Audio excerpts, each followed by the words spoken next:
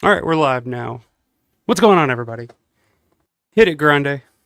Okie dokie, I believe we are all the way live. Hello and welcome to my graveyard and my Alpha Romero. I am your host, partially of the evening, the Cemetery Man from Salem, Mass. Always taking names of kicking candy ass, live and in living color with you only on Alpha Romero and Grande's graveyard. I know this camera's a little bit reversed, so don't mind where I'm pointing, but we're too sweet I'm tonight. The Royal somewhere.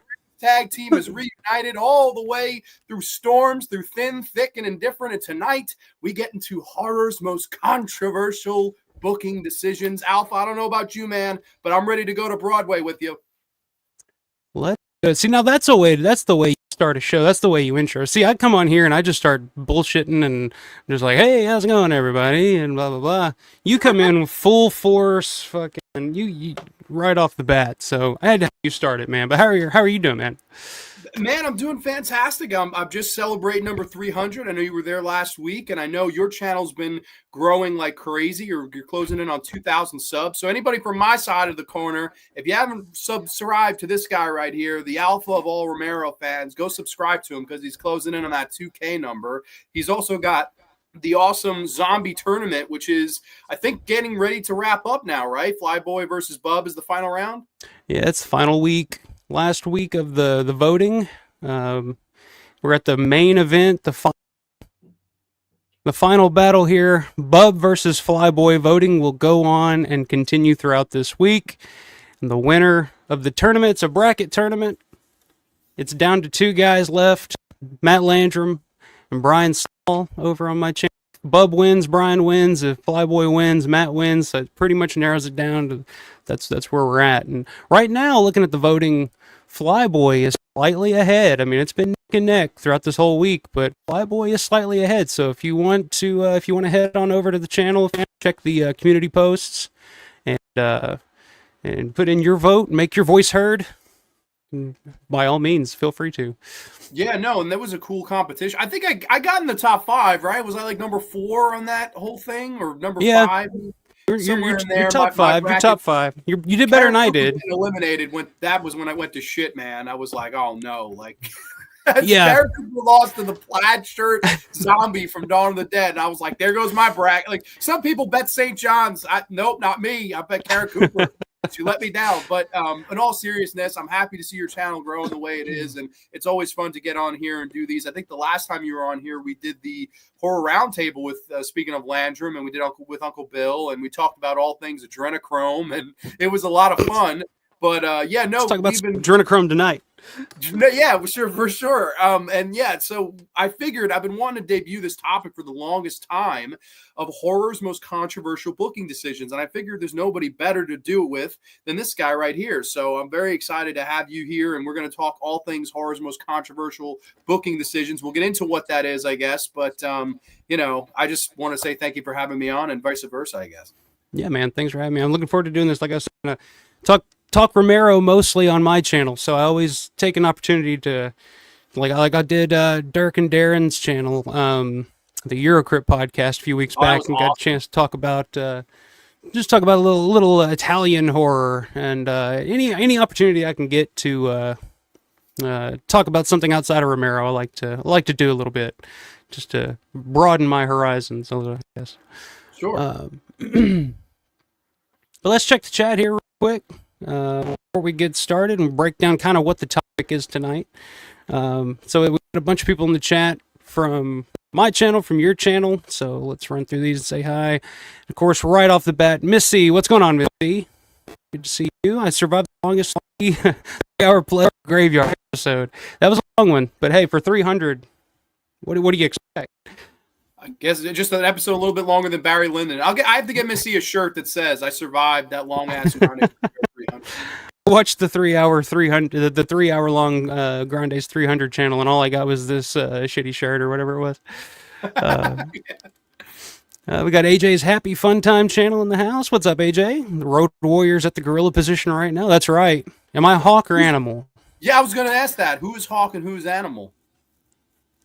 Well, I'm the one drinking tonight, so I'll be hawk, I guess. I'm drinking grape juice, so you know what?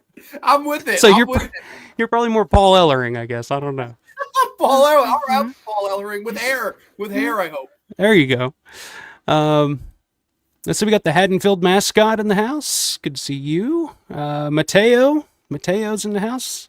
Ciao Grande, ciao Alpha. And by this topic tonight, it's fun. Hi to the whole graveyard. Yeah, it should be a fun topic. It's kind of one of those topics that, so when we say booking decisions, just kind of talking. Do you want to explain it a little better than I can, Greg?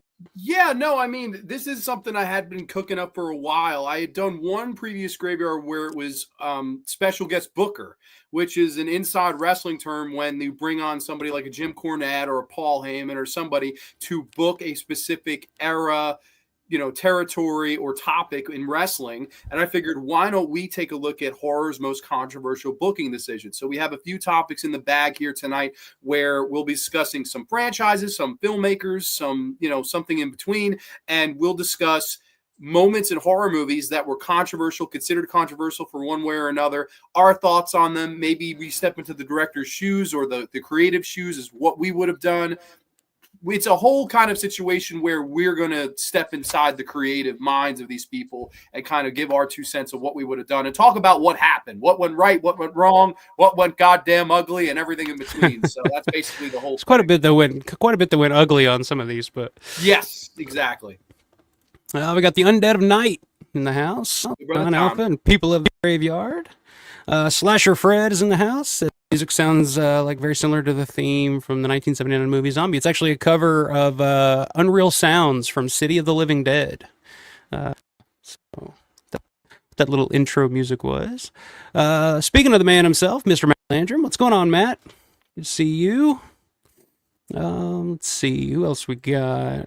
Try to see. Texas HCH. What's going on? Or HX. Say it, Alpha. I say THC 1965 is in the house. What's going on? I just call him Tex, so I'm just calling you Tex, man. Too much going on there. Bonnie, what's going on? Bonnie Bailey's in the house. You can see Bonnie as always. MMCMA, what's going on? That's the Packers president. That's Mark Murphy. Hey, what's going on, Mark Murphy? Not a lot of movement in this offseason. It is what it is. You more than your share last year, so I appreciate that. But good to see you. We got the Cinephile World Order in the house. Let's see who else. Steven, what's going on, man? Steven Ustrack Jr.'s in the house. Unhappy campers for life. Got all kinds of folks in here. A lot of hays and hellos. Anthony Chobot does pop culture an opening. How does that go? I don't know. That's a long one. That's a long one. Pop cultures and openings. You got it. All right. I was halfway there, and then I kind of got lost. I was like, oh, no. Good to see you, Anthony. It says actually found out from Romero through here on the graveyard. Well, there you go. See. I wouldn't be anywhere without you. So I appreciate you. I wouldn't be anywhere without. Cheers, buddy. Cheers. Little Iron City for you, Grande. Although you don't drink, so I'll drink one for you. But I did love the Iron City ass kickers that you showed me when we talked on the first stream ever did. I never seen that, and I saw it because of you. That's a fun one. It's like if George Romero directed a Vince Russo storyline, pretty much. Describe Lori Cordell, come on, can't beat it. Oh yeah. And Karen Cooper herself, nice little cameo. Yeah, there you go. So it's chock full of fun, guys. Check it out. Brandon Salisbury, what's going on, Brandon? Good to see you. He did the documentary, right, on Resident Evil? Yeah, George A. Romero, Resident Evil. Cool. That's the director. Brandon. So for everybody that Grande's Graveyard, you typical viewers, check that out. It's a really good documentary. I really enjoyed it. Metalla Mark says talk about a little adrenochrome. I'll try to crowbar it in somewhere tonight, just for you, my man.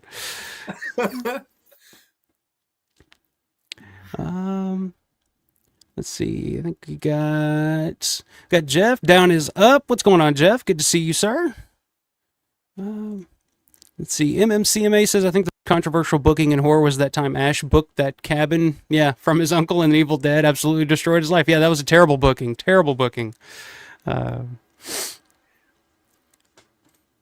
So Brandon saying, I'm really loving that yellow wall and black frames. Very well done and visually pleasant to the eye. There you go. Nice. And funny, last year at Living Dead weekend, I got that Crazies poster, and I was like, it's yellow and black, and I was like, I gotta send this to Grande. Like this would just go perfect in his room. I appreciate that, man. Thank you. Yeah, no, I do It's have immediately that. the first thing I thought when he brought up the yellow and black. So I saw the poster, I was like, that looks like Grande. That's immediately what I thought of. Let's see, Ryan Hanley's in the house. Ryan, always good to see Joe Mama, Grande. Always good to see Joe Mama. That's interesting. Telemark says I would love to completely rebook Day of the Dead. That'd be interesting. What would you rebook about it, Metalamark? Let us know. Let us know. Might dip into that OG script. That might be a starting point, I guess, because that would be a lot of fun to me. Yeah, but I mean, most of the shit that they didn't shoot in the original Day, it ended up in Land of the Dead. So it's basically just Day and Land were just sprouted off into two separate movies, and then instead of just one. So, but yeah, it would have been fun to see that for sure. Sure. Yeah, no. I mean, I guess maybe too, it's also a prime situation. Like Romero was still in his prime, I think.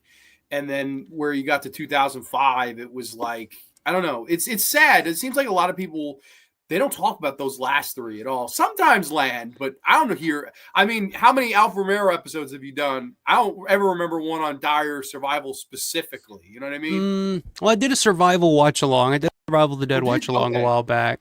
Land of the Dead, I haven't done anything specifically for that, I don't think. I've talked about it quite a bit, but I've never done anything specifically for Land of the Dead yet, which I would like to. I think that's a movie that gets unfair criticism a lot of the time because it's George. And the high expectations were so high when that movie came out in 2005, myself included. Like when I saw it, I was like, that's not at all what I was, hoping for, but looking back, like if that movie had come out that exact same time, but it was directed by, Bill Jackson or somebody that wasn't George Romero, I think people would look back on it with a little bit more fondness. I think they would say, oh, there's some interesting stuff here, and it holds up pretty well. But yeah, I think with George's name on it, I think the expectations are just way too high. Really, and it also was coming out at a time where you're post 28 Days Later, you're post the Dawn of the Dead remake, you're post Shaun of the Dead, and I think those are three tremendous movies. I like all three of those movies. It's a situation where I think that, I don't know, the volume was so much louder with those particular films, whereas with this, it was Romero scaled back. You have the tribute to, I always loved Carnival Souls, when the zombies are coming out of the water towards the end and attacking, the city. I haven't seen that yet, but I started to watch that the other night and I fell asleep, so I'm halfway through it, so I'll have to finish it at some point. Oh, you've never seen it before at all? Okay. No. I think it's a classic. I love that. Herc Harvey's genius, man. I love that movie. It was interesting from what I saw. It's on YouTube. That's where I was watching it.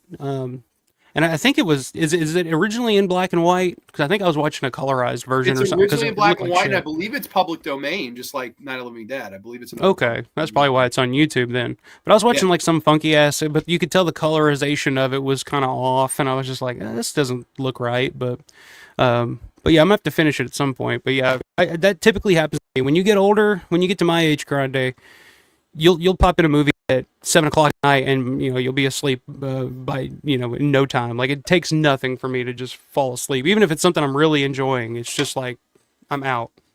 So I gotta like watch something like in the middle of the day if I want to survive through the whole thing. Fair enough. Undead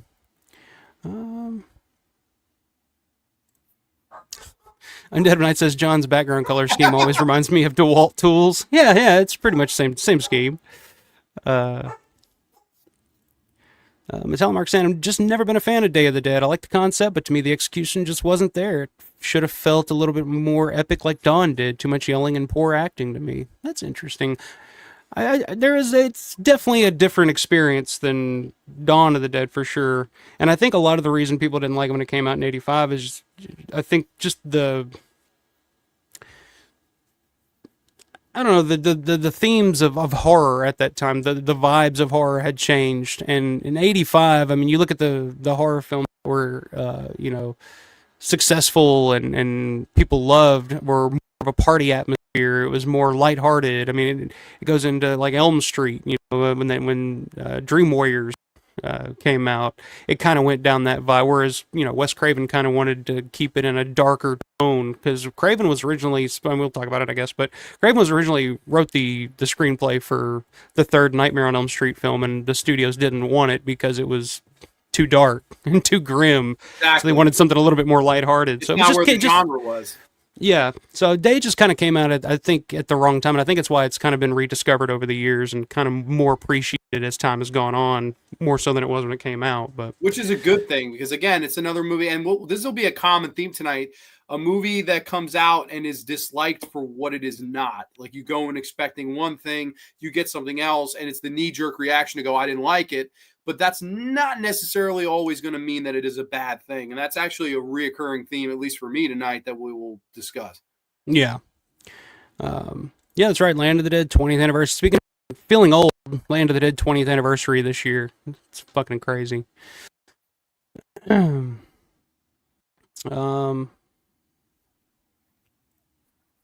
saying the studio really muddled with Land, and then between Batman Begins and the World. Yeah, put it out right in the middle of the summer of 2005, so that didn't help it at all either. So Mark Murphy's not a fan of Wes Craven, I guess. Craven was a part of a good movie. That's interesting. That's a new take. I think he's talking about the Marvel character Craven because he spelled it with a K. I think that's the Craven he means. The only Craven I know was Wes Craven. What about me? What about Craven? What? That should be the name of a stream. Wes Craven retrospective. What about me? What about Craven? Quote the Craven, nevermore. There you go. Dominic St. Clair, what's going on, man? Good to see Dominic. Mernzies, Movie Mansions in the house. Good to see you as well, sir. Telemark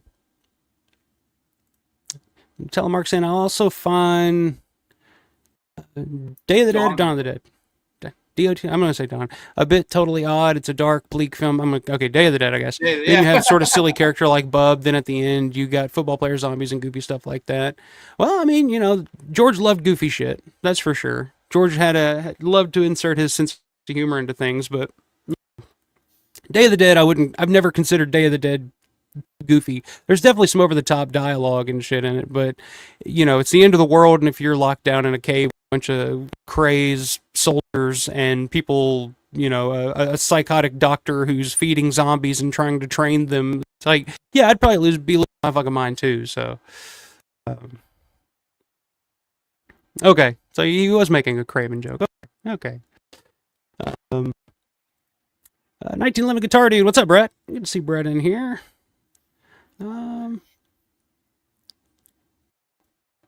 Dominic says my favorite Dead film is Return of the Living Dead. There you go. Return of the Living Dead, you got to think about the cultural impact of Return of the Living Dead.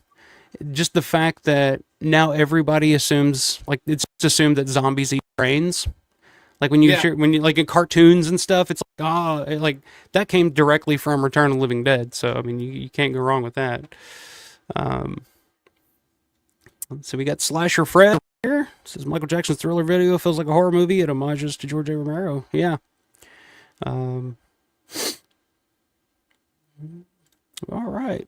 Well, good to see everybody in the chat. Should be a fun one tonight. Let's see. Do you want to go ahead? Do you want to get started on the first one, Grande? Or yeah, man. Do you want me to pick the first topic, or do you want to pick the first topic? However you want to do this, man. Shoot me with something. Whatever you want to talk about, I'm ready to go. Let's do it. So, okay, I figure we start this show off hot, right? And we get into a little bit of controversial booking. And we raise a little bit of hell in this son of a bitch. Yes, I'm talking about the controversial booking decision of this movie here from the year 1992, Hellraiser 3, Hell on Earth. So basically, to give you guys a little bit of a background, Hellraiser 1 is a classic horror movie if you haven't seen it. I mean, I'm sure most of you have. Clive Barker, his directorial debut, a movie that touched on the horrors of love, the horrors of betrayal, the horrors of sadomasochism. It touched on a lot of themes that I don't think a lot of people, even nowadays, will give it credit for. It has the amazing transformation sequence with Frank being reborn and the Anthony Young score, Ashley Lawrence looking beautiful, Doug Bradley, this guy front and center on the poster. Oh, we have such sights to show you. I don't do a good Doug Bradley. I'm sorry. But Hellraiser set the world on fire. It was a big hit. It was a small movie that made on about £1 million, I think, somewhere in that ballpark, and it grossed about 20. Hellraiser 2 comes out and I think is just as good, if not better, in some ways. I love the Leviathan and this It's entire bigger. hell. It's incredible. It looks Mm. great. The whole sequence with the bed and that guy coming back to life, and like, I'm sorry, Julia coming back to life and getting that guy who's like scratching himself alive because he thinks he's covered in bugs. I mean, it's incredible stuff. I love the second one. However, after the second one came out, there was a 4-year layoff. Miramax eventually picks the name of Hellraiser up, and their idea was, let's commercialize it. Let's make Pinhead just like another Freddy. Because if you look at the state of the genre at said time, Jason was just about to go to hell. Freddy was dead. Michael was in limbo. There were a lot of these horror icons that were leaving the site. Miramax swoops in, picks up Pinhead, and says, why don't we try to make him this next big slasher iconic villain? Let's really ham this up. And they, of course, hit up Motorhead. Let's do a Hellraiser song. They had the marketing for this. You probably wouldn't have been. I don't even know if you would have been alive. Would you have been alive when this came out? Oh yeah, yeah. I remember specifically Hellraiser 2 specifically watching when I was a kid. My dad used to work night shifts. Like he would work late. He'd get home around midnight or something.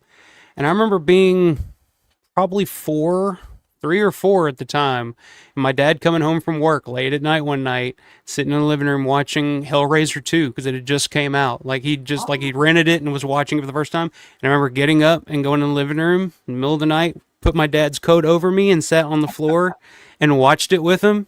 And the fucking guy with the thing on his head that turns his head, that stuck with me from that moment on. So yeah, I was that was kind of like my one of my first introductions to horror was the Hellraiser series, just from seeing it everywhere back then. And Hellraiser 3 would have been that because I mean you got to think like the Pinhead character.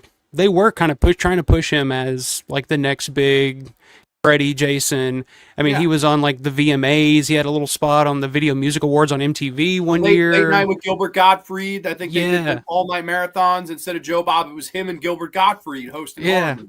yeah. So like that was one that I grew up with just from like day one. Like I remember watching were the Hellraiser movies. Um, but go And ahead. I'll let you finish. no, you're fine. And the controversy, though, I guess, was doing that, was commercializing something that I think a lot of people would argue, because there is a lot of people that hate this movie, should not have been over commercialized. They say that that style didn't work for Hellraiser, right? And I know Clive Barker was a big critic on the director that they picked, of course, Anthony Hickox, who would come off Waxwork 1 and 2, which I love both those movies. I think Anthony Hickox is awesome. He would go on to do like Warlock sequels and work a lot with Dolph Lundgren and stuff like that.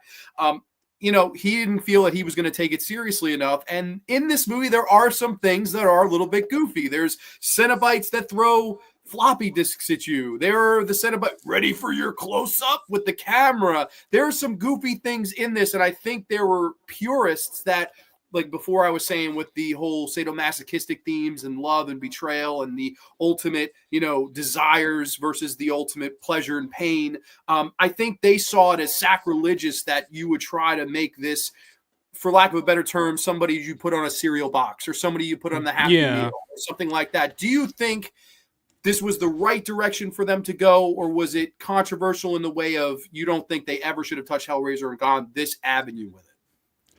I mean, because Clive Barker himself was kind of because I guess he became executive producer. He got an executive producer credit on this one. Presenter, yeah. Yeah, just you know, he had to sign off on it, but they had to go back and do some reshoots on it, and I think they added some CGI, which is one of the first like CGI effects in a horror movie at that time. Like there was a lot of things that were different about part three for sure. The first two Hellraisers, like the first Hellraiser is definitely more, it's darker, it's definitely not for everybody. And same for part two. Part two is a little bigger in scope. Like it takes you literally to hell. Like it's a little bigger in scope, and there was a little more budget behind it. And the first Hellraiser was pretty successful. The second one was pretty successful too. But New World Pictures owned the first two, and New World Pictures, that was right around the time that they went out of business. So that's when Miramax picked them up. And of course, Miramax is looking at this saying, hey, we can, do something, make a franchise out of this. So, I mean, I understand why they would take part three in that direction. It's hard for me because I actually kind of like part three. I actually do enjoy it. Like it's entertaining. It is a little more mainstream. There is some silliness to it, like the Cenobites with the CDs and the camera and there's some silliness to it. But it's a fun movie. It's a fun watch, and just the Romero tie itself. It's got Sharon and Clayton Hill in it in little cameo roles. Clayton Hill's playing the priest at the end, and Sharon Hill, believe it or not, is playing the nurse at the beginning of the movie. So yeah, I like it for quite a few reasons. I enjoy it. It's definitely different than the first two.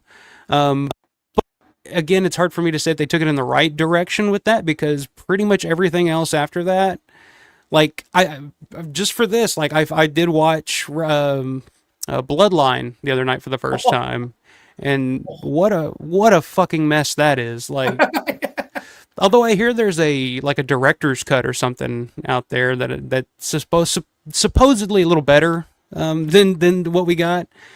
But I was not impressed with that at all. And then everything else after that, I went straight to DVD and was just kind of a little moneymaker that Dimension Films could put out on straight to video, straight to DVD. After that, I never really cared to watch any of those. But the first three Hellraisers I grew up with, and was pretty big fans of, all growing up. So I don't know. I don't think it was a bad move, but I get what they were trying to do with it, and I don't think it's a terrible movie. I think it's a pretty entertaining movie. It's not on the same level tone-wise as the first two, but I do enjoy it.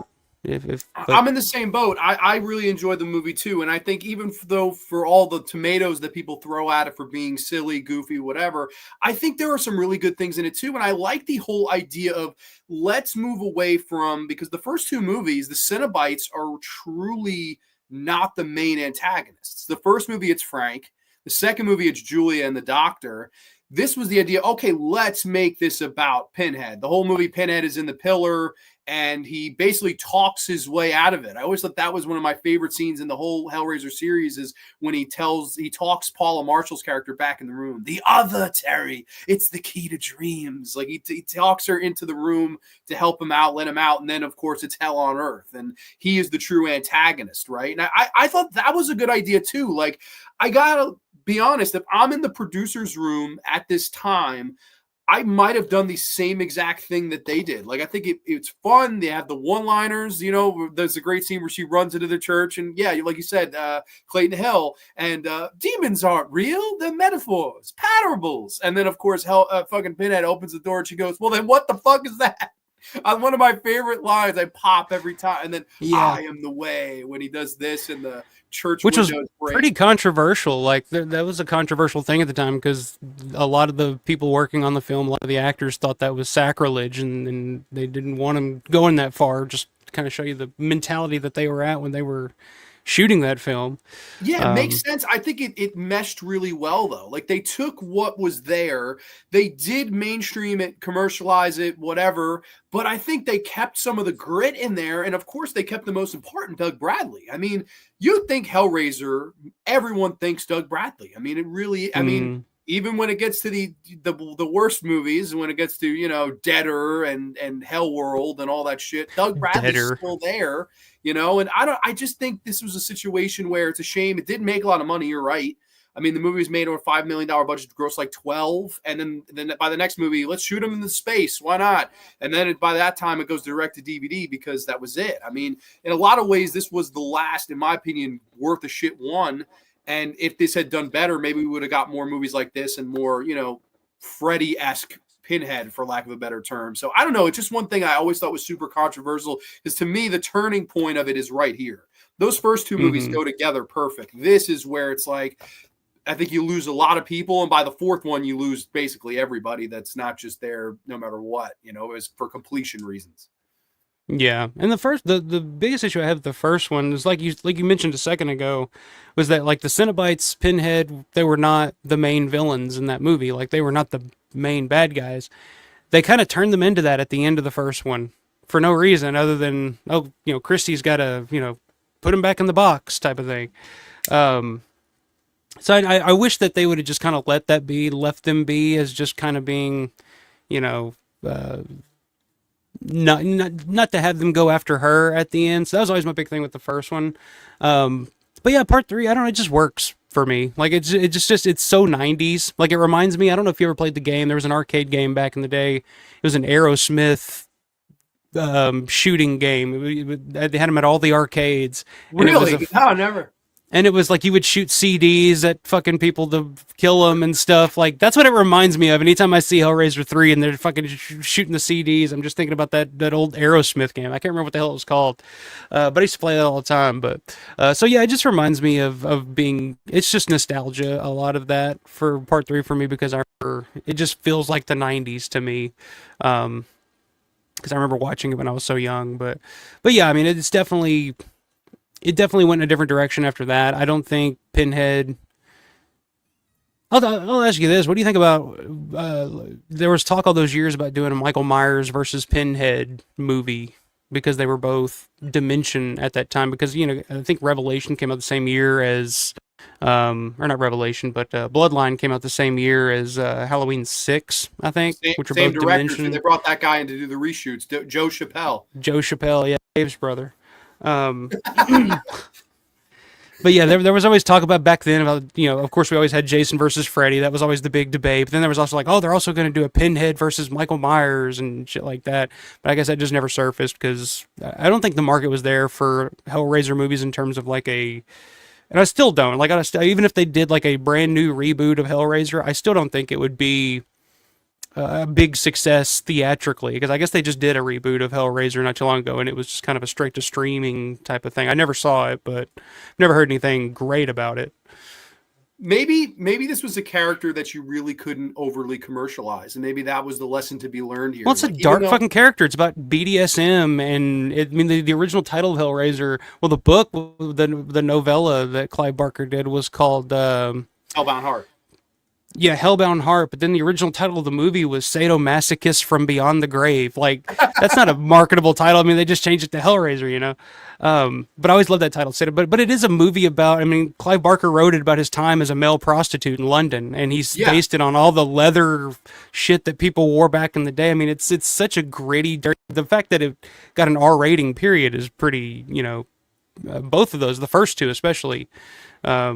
The fact that they got R ratings are pretty crazy. Movies to tap into like the tight leather and sadomasochistic stuff, but like those are the first movies I saw of like that era where they were doing stuff like that, where it just kind of makes you double take. You're like, holy cow, like what the heck, man? What are they wearing? And then even, I will say I don't mind again in this, they try to humanize him. You get the whole, he was like in the military and he was fucking around with the box, and then you see him get transformed. Like they tried everything to make it relatable so people could go, oh my God, just a part of him was, and you look at all the big horror villains, right? Jason, while there's not a lot of people that can relate to Jason, we could all in some way, shape, or form relate to a facet of bullying. And that was the whole basis of that character. Same with a Carrie White. We may not have been bullied that bad, but we've seen it or we've done it or somewhere in between with that too. So there was a part of, I guess, of you that could relate to these other big horror icons or the iconic hockey mask or glove or things like that. I mean, the look is iconic. Pinhead's look is iconic. But I don't know. Maybe it's just something you can't sell. It won't look right on a cereal box. And I guess Clive maybe took that to heart, right? Because after this, I think he serves as a producer on part 4, and then he didn't want anything to do with it because he called it all trash. Yeah. It got completely jumbled with the direct-to-video market and stuff like that. And it's a shame, that somebody's personal experience of doing what he said he was doing could lead somewhere like this. But it seems like that's really the avenue it went, and it's kind of a shame. But at the same time, this movie in particular, I enjoyed as a guilty pleasure personally. I don't think it's a bad attempt of what they were trying to do, I guess, is my point. Yeah, it's entertaining if nothing else. But I agree. I think the character of Pinhead, trying to make that mainstream was a really tall task because the story itself is kind of confusing for most people if you're not really paying attention to what's going on. The story itself's kind of confusing. Pinhead really is not a relatable character in the way that, Freddy, you can kind of get his backstory. He's, charismatic. Michael's backstory is easy to understand. Jason's backstory is, those are kind of easier to understand. And you kind of get like it's a guy in a mask or, chasing somebody with a knife. Whereas Pinhead's a guy you got to summon by doing a puzzle box, and then he comes out with all these things, and chains are shooting out of random places, and it can be kind of confusing for a teenager audience. Usually the type of audiences that go to those type of movies that kind of make those movies what they are. Like you don't the Hellraiser series wasn't really a teeny bopper exactly. It's adult type of thing. For adults, Yeah, really. Yeah, it's really out there.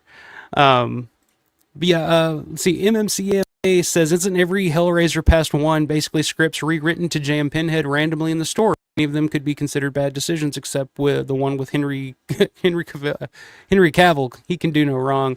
They were all pretty much like that after part 4. Once they started going to like straight to video, that's pretty much what they did. They just took random scripts and just crowbarred Pinhead into them. Yeah. And all of those I have not seen. So are any of them worth watching? Grande? No, I would recommend you physically torture yourself before you'd watch Hellraiser Deader or Hellraiser Hellseeker. Hellraiser Inferno, he's barely in it. Oh my god, dude, I hate all his movies. Hellraiser no, hell no. Mm-mm. See, once they started going straight to video, and it was just kind of like, all right, I don't feel like I need to really watch these anymore. That's kind of my mentality. Once it starts going straight to video, all right, I'll skip it unless I hear just great things about it, but never did for any of those, believe it or not. For some reason, some people like the 5th one. I don't know why. I don't know if they just got spun in a circle, or I don't know, or where they were on drugs. I have no idea why someone would like Hellraiser 5. But people do. People love it. I don't know. Craig Sheffer. I have no idea. Huh. Well, maybe I'll watch. Maybe I'll check that one out. Which one is that one? Which one is 5? Inferno, Hellraiser Inferno. Okay, and Pinhead barely in that one. Literally like a minute. That's a length of Pinhead being in the movie. That's interesting. Miss Cisa, I'm not super familiar with the Hellraiser movies, but isn't Pinhead's face on some sort of totem pole? I don't know, man. Is that later in the movies, maybe, or something? No, I know he's in the big art piece in part 3. Like that's kind of where he starts off in that. Yeah, the pillar. Okay. Yeah. Totem pole. Okay. It's kind of the same thing. Slasher Fred says, in Hellraiser 2, the blonde girl feels like a clone of Kristen Parker from Dream Warriors. Yeah, kind of. What was she? Deaf? Mute? I can't remember. Mute. She was mute. She was just mute. It's a Dominic's fan. Hellraiser 3 was fun. I think it's fair assessment. Stugas's favorite.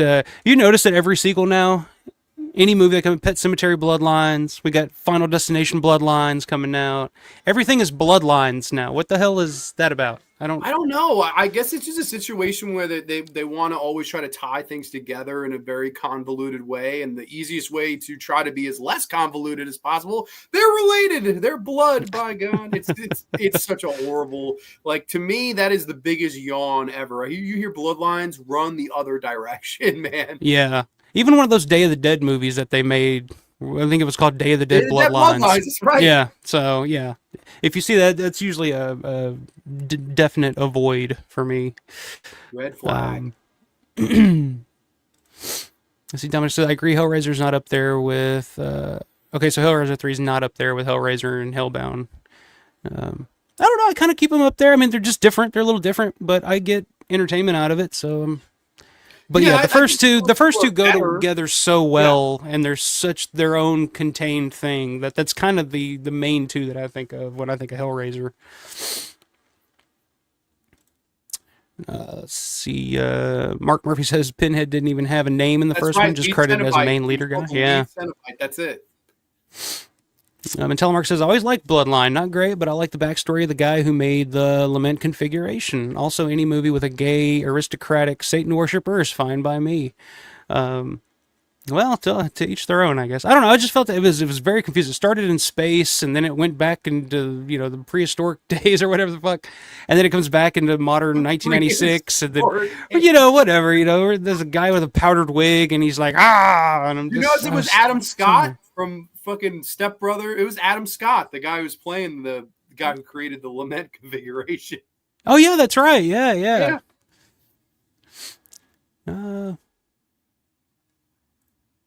Slasher Fred saying the song Hellraiser by Motorhead makes me think of Dream Warriors from Dokken.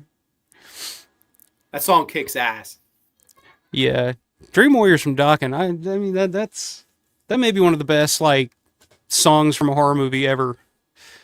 It is. It's great. And Although then, when I think also, of it, when I think of it, I automatically think of that episode of Dead Pit when they did the drunken commentary for Twilight. I think by the end, Uncle Bill was so drunk he just had his guitar and he was just strumming it, going, "We're the Dream Warriors." I fucking fell out laughing.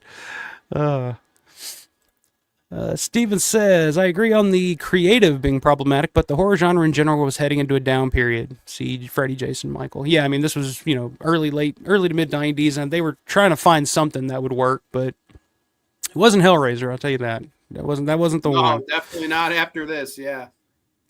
Didn't hate it, but definitely downgrade from the first two. That's fair. Says, Mark Murray said, I heard the 2020's Hellraiser isn't that bad. So, it wasn't I don't know, terrible. I haven't seen it. It's better than Bloodlines and most of the direct-to-DVD ones, but I don't. It's fine. I like this movie better. Definitely. Stuga says every franchise needs a Bloodlines. Honey, I Shrunk the Kids, Bloodline. Bring back Rick Moranis. Do it. I miss Rick Moranis. I was watching an old skit from SCTV the other night, and I was like, "Oh, Rick Moranis." I forget about him, but he was pretty funny back in the day. I like him. He's one of my idols. I love it. I was watching. Funny enough, the week I was the 300th week, I didn't have any show prep, so I'm like, "What do I watch?" This is the one I don't have to watch anything, and I, for some forsaken reason, watched the Flintstones movie with John Goodman and Rick Moranis as Barney, and I'm sitting there, I'm like, I miss this guy too. So yeah, no, Rick Moranis is the man. You know, a Rick Moranis movie I like that nobody ever talks about is Big Bully. You ever see Big Bully with Tom Arnold? Oh no, never. Check it. It's 90s. It's a goofy comedy, 90s comedy with Tom Arnold. So I mean, it's only going to be so good. But right, yeah. But it's one of those. It's like they grow. Like Tom Arnold was his bully when he was a kid, and then they grow up, and Tom Arnold is goes back and bullies him again because they meet up again all these years. It's a goofy, silly comedy, but it's pretty entertaining from what I remember. It's been a while since I've seen it, but that's one I haven't heard anybody talk about in years. Revolution X. Yeah, that's it, Ryan. Aerosmith game, Revolution X. That's what it was. I used to play it all the time. I used to have one at the Dairy Queen where I lived. Oh, just awesome. popped so many quarters in that thing. Dominic says, would you say that the Cenobites would welcome Freddy Krueger as a Cenobite since he has the qualities of one? What do you think, Grande? Absolutely. I mean, I think that was basically what they were trying to do. I think they were trying to piggyback off Freddy, but I think they would totally let Freddy in their club because all of a sudden they'd be elevated. So, yeah, I think so, without a doubt. Yeah, I don't see why. I think they're a good match. Hey, what's up, Riverman? Riverman's in the house. Check out Riverman's podcast, Revival. What is it? The Revival House podcast. Check it out on YouTube. It's good stuff. I was watching them the other night. They were talking about George A. Romero's Resident Evil documentary, doing a review of that, and it was pretty interesting. Pretty interesting conversation there. But love that Sleepaway Camp 3 poster. So there you go, Sleepaway Camp 3 fan. One of my faves. Oh yeah, it was on Sega Genesis too, wasn't it, Steven? That Revolution X. Kubrick lovers in the house. Hey Grande. Hey Alf Romero. Hey Kubrick lover.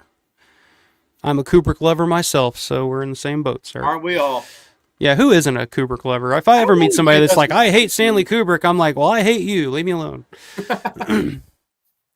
I guess Stephen King would probably fall into that category. Maybe, yeah. Let's see, where was I? I lost my spot here.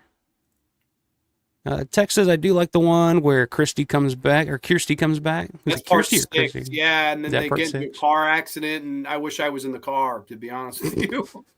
I was like, does she come back with a shotgun and is hunting down the Cenobites like all the other... Dude, they betray her character. It's horrible. Oh, God, it's horrible. It's like, it's actually horrible. Like, I don't even want to get into it.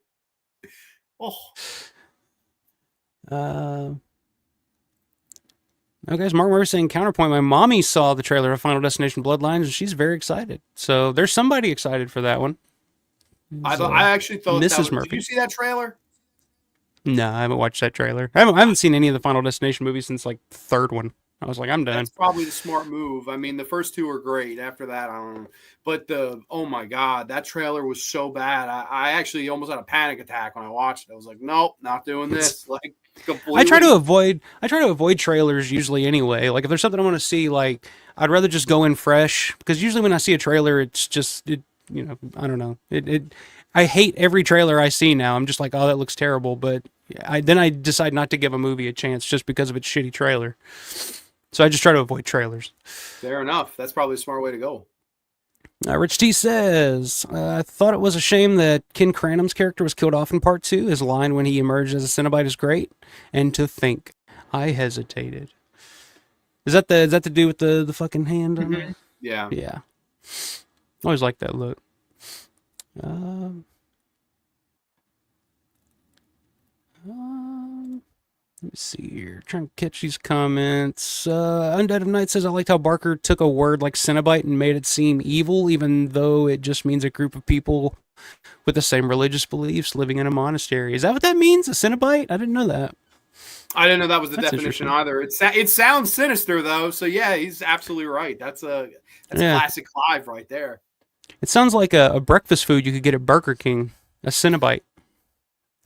And it sounds like it would be very affordable too. Yeah, delicious. AJ saying Hellraiser ended for me after 3. That's Me probably too. smart. That's how I was until I watched Bloodline the other night, and I think I'm done at 4. So I don't can't think I'll go believe any you farther. did that. I feel terrible that you did that. Well, I have it on Blu-ray. I bought it on Blu-ray not too long ago because I found one of just like an old standard Blu-ray of it, and so I was like, I'm doing this. I guess I should try to see what comes after 3, just to kind of get an idea of like where this franchise is going. And then after I watched it, I was like, okay, I can see where it's going, and I'm not going any farther. It's going to space. It's going to space, going to medieval times. I'm good. I'm done. Prehistoric. I'm feeling for Hellraiser in the the Flintstones meet the Hellraiser puzzle box. Betty finds the puzzle box and it rips poor Barney apart. Yeah, I mean, who wouldn't want to see that? It's a Jurassic Park Hellraiser mashup. I think I'd be.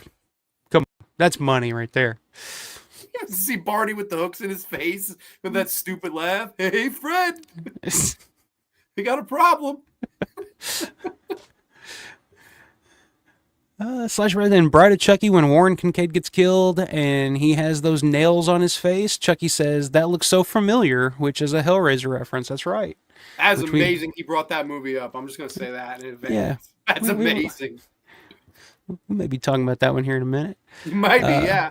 Mattel Mark says, I saw Inferno once years ago, but I actually did kind of like it. The remake was okay, but could have been so much better. Hellraiser's one of those rare classics I thought could have been remade better.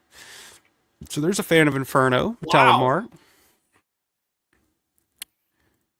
Stugas is saying, I think the worst character portrayal in film is Hicks in Alien 3. I was going to mention that to you of the Aliens to Alien 3. That's a big controversy, was killing those people off and going to that prison with no guns. That's definitely controversial. Alien 3 is so bad. Like I tried to watch that again here recently just to be like, I'm going to give it another shot. Like just maybe I missed something. No, I didn't miss anything. That movie is dog shit. Nanette's Blood Rose Horror Nightmares in the house. What's up, Nanette? Good to see you. Haddonfield Horror says Hellraiser Revolutions or whatever was some of the worst shit I've ever seen. Yeah. I'll avoid that one. They made that one they were going to lose the rights, and they made that one. Oh, yeah. Is that the one with the fat pinhead? You know what I'm talking about? It looks like Billy Corgan. It's pinhead on a water pill. Yeah, they finally replaced Doug Bradley. Bad decision. Oh, horrible. It's a good idea. It sounds like a good cereal. Oh, Cenobite cereal. That'd be a good way to market the Hellraiser series to a mainstream audience. Forget Kix. Now it's Cenobite cereal. Mm-hmm. Cenobites. I like it. I missed it. I fucking did one right over my head. Cenobites. I love it. Cenobites. Trademark that right now, Tom. Yeah. All right. Well, Kubrick Lover likes Alien 3, so to each their own. To each their own. James too. James Abernathy likes Alien. Okay, so all right. It made Jeff down is up. They made him down. Jeff's throwing up right now. The But tongue teach lets you their own. down. Teach their own. All right. All right. What's next on the docket? You want to talk? Hey, You want to talk? You your want? pick. You and me pick first. Your pick next, my friend. Well, we talked. We just mentioned Bride of Chucky. Yeah, So you want to talk a little Child's Play and some Chucky? we could totally do that, man. You want to kick us off? All right. So Child's Play comes out what 88? Yes, sir. Big hit. Big hit. Child's Play. Are you a fan of the original Child's Play? What are your thoughts on the Love original movie? love the original movie. I think it's a fantastic. It's probably the killer doll film. It's tremendous. The I am Chucky, want to play, and all the actors do a great job. Of course, the director was just coming off Fright Night, Tom Holland. He did a really, really good Mm-hmm. job. I think it's a classic. I love Child's Play one. Yeah. It's to me. Well, okay. So for those of you watching on Grande's channel, for those who watch my channel, know this, but for those watching on Grande's channel, my daughter's 4 years old, and the Child's Play Chucky is her favorite thing in the world, and she loves the first two Child's Play movies, Bride of Chucky and Seed of Chucky. She's a big fan of all of those. So I've probably seen the Child's Play movies here over the past year, probably more so than any movie ever. I don't know. It's on a repeat constantly in this household. Um, and I've always been a big fan of the original Child's Play. I've always thought it was a good movie. But watching it more and more here recently, I've kind of realized like it's almost a perfect movie to me. Like it's almost perfectly made. The only issue that I have with it is I wish, and I think this was the original intent of Don Mancini, who wrote the film, I wish they would have made it more of a mystery, of whether or not this doll is really coming to life and killing people, or if it's this kid Andy who's fucked up or something. I wish they would have played into that mystery a little more until the end. You get the big payoff when the head spins around. He's like, "Hi, yeah, I'm Chucky. Wanna play?" And then it's like, "Holy shit! The fucking doll is alive." Wish they would have gone a little farther than that. But other than that, I think the movie's fantastic. I think Catherine Hicks is really good in it. I think fucking Chris dude from Sarandon. Friday, Chris Sarandon's really good in it. I think it's a really well made movie. And Brad Dourif, I mean, Jesus, he's great in everything. Yeah. And then part two. Are you a fan of part two at all? I think part two is a perfect sequel. If you want to throw the word perfect around, that's one of my favorite sequels. Amazing. Love the finale and the toy factory and how gnarly that gets. I mean, Chucky getting, you know what, Andy? I'm going to cut off your legs too. And then puts the hose in it, boom, and then the arm thing. And oh my God, absolutely incredible. Love Christina Lease as Kyle. The foster sister. Just I think that's another really, really good sequel, man. Like really solid. And RIP to the director John LaFia. I thought he did a good job. Yeah, the sequel's really good. I always liked the sequel more than the original until here recently, until I started watching more and more. But the sequels are really good. It's more of a toned down, straight ahead slasher in a lot of ways. But I don't know if have you ever noticed this? Have you ever noticed that Child's Play 2 kind of plays out almost exactly like Terminator 2? Like it's almost the exact same movie. No, I never It's correlated it, to be honest. So it's about a kid whose mom ends up in a mental institution, is taken in by foster parents, and is chased by this, not a machine, but a thing into a factory, and then the factory ends up melting. It plays out almost exactly like Terminator 2. I don't know. I thought that was wow. Kind of No, I never made. And it predated Terminator 2. Yeah, it was a year before Terminator 2. So Child's Play 2, first Child's Play was a huge hit. I think it made like 3 or 4 times its budget in terms of box office. It was a huge hit. Child's Play 2 comes out. It's also a huge hit. Now this is the one we may have a back and forth on. Child's Play 3. Give me your thoughts on Child's Play 3. I love Child's Play 3 as well. To me, that's where that franchise ended as well. Not unlike Hellraiser, right? We would go up to number 3, and then after that, I turn it away. But I love the third one. I thought the third one was the perfect, complete story to Andy's character, right? Of course, the first movie, he's this young, innocent kid that gets the birthday gift of a lifetime, but of course, it's threatening his lifetime. Go on to the second one, he has to fight his own battles. And then part 3, I thought paid off his story and arc so perfectly. Now victim becomes protector. I'm in this, military camp, and now I see a little bit of myself in this kid that's being chased by the same thing that's been chasing me my whole life. And it's the whole finale in the carnival where it's the most dangerous carnival in the world, which I always love that too for some reason. But I don't know. I loved Whitehurst, the nerdy character that jumps on the grenade. I love Perry Reeves. I always really liked the third one. I think it's honestly a misunderstood movie, but I know it was rushed and Don Mancini hates it, and a lot of people just despise that movie, so it's fine. But to me, it's the perfect ending. It should have been the last one for me. Well, I gotta disagree. I've never liked part 3. I've never liked part 3. Even when I was younger, like when I was a kid watching Child's Play and watching Chucky movies, I was like, oh, these are cool. And then part 3 would always come on because it would always play on like USA Network and shit. And I remember just watching it and being like, it just doesn't, something about it. I don't know what it is, but it just doesn't appeal to me at all. Does the barbershop kill not do? Presto, you're dead. No, I mean, and the guy, who's the barber in that? Who was the guy playing? I can't. What's it? I see his face. What the fuck is his name? I can't think of who the fucking guy is. Anybody in the chat knows? Someone will tell us. But I mean, I get story wise, like it's an interesting story because it's Andy. He's kind of grown up now, and he's in a military school. And I just think, I don't know. It's just forgettable characters for me. Like there's like even the little kid, like it gets on my nerves, and I'm just like. Whereas like the Andy character, like when Alex Vincent as Andy is charming, you kind of like the kid. He's making his mom breakfast, and you don't want anything bad to happen to him. Whereas the kid in Child's Play 3, you're just kind of like, I don't give a shit if this kid lives or dies. Like there's just something disconnected about that movie to me. That's just like that's where it felt like that series ran out of steam for me. Like for most people, it bombed. It didn't do well, and it killed the franchise for about 7 years. Right? I mean, it went into. I don't. Do you know what happened with the rights of this? I probably should have looked into this before we did this show, but I know it was in limbo from 91 all the way to 98. Were there any? Because I know Universal had the sequels. I think Universal's still owned by the time you get to Bride of Chucky, so I don't think anything had happened.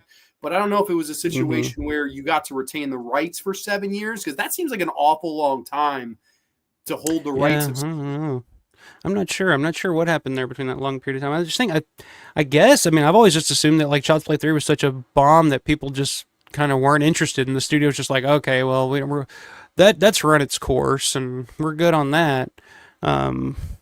So yeah, I don't really know. They made a poor decision to probably rush it, because I know Don Mancini didn't have it quite ready yet, and they rushed it, and they had the guy who directed it would go on to do quite a few of Sopranos, Jack Bender. He was the director of that, and I think that's still this day the only feature film he ever did, which I think is a shame. I don't think he did that bad of a job, but I think most people felt like you did. It was less than a year turnaround. Child's Play 2 comes out 1990. 10 months later, they dropped the third one. It wasn't even a year. So that's a really quick turnaround. I think that's maybe what suffered from it. Might have been fatigue. It might have just been the setting. I don't think the military setting was an idealistic setting for a horror fan. I get it. I get why people don't like it. I do, but there's no doubt it killed it. I mean, 7 years until we get to, I believe, your favorite of the bunch, if I'm not mistaken. I don't know. I could be wrong. The best one of the series, goddammit. Oh, Bride of Chucky. Bride of Chucky. That's the best one of the whole series. It resurrected everything. It resurrected the Chucky character into the 2000s, into the new millennium. It gave him a whole new look. It just freshened it up. And the movie in and of itself, Bride of Chucky, it's lighter. It's not lighthearted, but it's more. There's more levity to it. It's more of a comedy. It's more of a horror comedy than the first three. You get introduced to Jennifer Tilly's character and the Tiffany doll, and there's all these, like, you get John Ritter in I love John Ritter. I grew up with John Ritter and fucking Problem Child, and I love him in Sling Blade and shit like that. So it's cool seeing him in there. Great soundtrack, the White Zombie and Rob Zombie, Living Dead Girl. And I just that movie works on every level for me, and that was one that I loved when it first came out. And then I didn't watch it for a really, really long time. It had been quite a few years. And then I found my old VHS copy of it. And I put it in and watched the VHS copy of it. No, it was probably a couple of years ago. And I remember watching it and through the whole thing. I was like, man, this still really works. Like, it still really holds up. It's funny in parts. Like, it's quotable. There's some really good kills in it. There's some good gore in it. Like, it still really works. And it's more self aware. Like, it becomes more self aware of the whole voodoo aspect that I always thought was a little goofy in the original trilogy. It's more of like, because, Jennifer Tilly's reading the, Voodoo for Dummies books, and it's like nothing's working. It's just like, oh, what a crock. And it kind of, and I know Don Mancini was not a big fan of the whole voodoo aspect of it either. Like, that was not his favorite thing about that original trilogy. So he was happy to kind of do away with that as much as he could. But I just think it's a fun movie. I just think it's the most fun of all of the Child's Play movies. And in terms of booking decisions, in terms of like the direction of a franchise, I think that was the best decision that they made, was to go in that direction, because I mean, we're talking about a post Scream era. At the same time, we're getting movies like Idle Hands and the Kevin Williamson. Like, everybody wanted to do the Kevin Williamson script for a horror movie. So it was just perfect for that time. And like I said, it breathed new life into the franchise. It breathed new life into the Chucky character, gave him a whole new look. And Brad Dourif has made hundreds and millions of dollars off of that one movie. Continue. And Jennifer Tilly, still to this day, like, that's what she's known for. And she's an Academy Award nominated actress. Like, before she even did Bride of Chucky, she was an Oscar nominated actress. For Liar Liar. Yeah, but yeah. But she's now, I mean, she's known as Tiffany, from Tiffany Valance. It's Tiffy. Somebody said it's Tiffy time. It's Tiffy time. It's Tiffy time. But I know that you're not a big fan of it, so please let me know what does not work about it for you. So, okay, I'll say you make a very compelling argument, and I think you made a lot of great points. And you're right. I do think the biggest reason they brought it back was because of the nerve that Scream had struck. I don't know if this movie ever comes out or ever goes in this direction after part 3. I mean, it was dead and buried. 7 years a while. I mean, I don't know if there was anything in the works or in the talks during that middle period. Maybe there was. I don't know. I don't think so. I don't think so either. Before I do get into my thought, is this a situation, though, where this is a particular movie that is very nostalgic for you? Like, is this one of the first ones you saw? Did you see it in the like? What was your origin with the movie? I guess I mean to ask you. I mean, there's definitely a nostalgia aspect to it, because I remember it came out. I was probably 10, 11 years old when it came out, and I remember watching it, and just, it was one of those that I watched all the time. And my sister loved it too when she was younger, so she watched it all the time. So it was just kind of one of those things that was always playing. But I mean, I always kind of grew up with Chucky. Like, Chucky was kind of a popular thing when I was a kid. Like, he was scary, but he was Chucky. Everybody knew Chucky in school, But when we saw this one, it was like a new look on Chucky. He's got what my daughter calls Boo Boo Chucky. He's Chucky with boo boos all over his face. Gave him a whole new look. So yeah, there's definitely a nostalgic aspect to the movie for me. But I just think, like I said, I watched it again here recently after not seeing it for many years and just watching it with a fresh pair of eyes. And I've done this before with other things where I remember loving it, and then I go back and watch it now, and I'm just like, yeah, this ain't what I remembered. Like, yeah. But just watching it here recently, it's just like, it just works. Like, the soundtrack is great, the performances are fun, the dialogue is fun, the kills are good. Like, I don't know, it just works for me. Yeah, no, it sounds like it's the total package for you, and that's awesome. I don't know, it just never clicked with me. Maybe I felt it went a little too much with the goof direction. Like, okay, part of me likes the homage to, instead of Bride of Frankenstein, Bride of Chucky. And then in turn, you make Chucky look like Frankenstein's monsters, Boo Boo Chucky, as much as you can. And I would dare argue that I've seen more of those with the scarred up Boo Boo Chucky in like stores or Spencer's or conventions than the original design, like the good guy. Oh, I see that, like that. So that maybe right then and there, it's more iconic to certain people, the old scarred up Chucky. Especially younger generation, like that's the Chucky they grew up with, is the one with the the scars and shit. Yeah, and I guess they also have the whole thing with like the amulet. I always thought that was a weird, like, why go that way? I don't know. I never really quite liked that. But I do like there's a lot of homages to the genre itself, which makes sense in a post-Scream era world where it's like, okay, let's be as meta as humanly possible. So that stuff I don't mind. It may have been from a booking decision standpoint the right direction, because by the third Child's Play, it had grown stale. It had grown a little tiresome for people at that time, and then for years to come. And maybe amping it up to, this is fun now, this is self-aware now these are talking dolls now. Like, I feel like it's more comedy horror than horror comedy. Like, the horror elements are there, but they're very much more the minor aspect where it's just a comedy. Go come and have a laugh, and I don't mind that. But I just guess that in comparison to the three that came before, that I like all three of them, and I'm more of a horror fan than horror comedy fan, or comedy horror in this case. That's maybe the big disconnect for me. I'm not a big Katherine Heigl fan, I'm not gonna lie to you. Yeah, I mean, those characters are pretty dismissive. Like, they're meant to be over the top, like just lovey-dovey. That whole story is it's totally secondary to the love story between Chucky and Tiffany. So yeah, it really is. That's actually the truth. It's like they're the drag story, even though they're the two human leads. Yeah, if you will. They're just there to drive them to Hackensack, Yeah. But let me ask you this, just in a more macro look at everything. In horror, especially with a character like Chucky, the first time you see him in the original Child's Play is scary. Like, it's like, holy shit, the doll comes alive and kills people. It's scary. The second time you see him, and he's more just like a slasher. He's got a few more quips to him. He's got he's sorry, Jack, Chucky's back. And it's like a whole thing. It's starting to get a little comedic, but at the same time, he's still killing people. And it's like, oh shit, Chucky's back. Part 3, I feel like I think by that time in pop culture, Chucky had kind of become not scary anymore.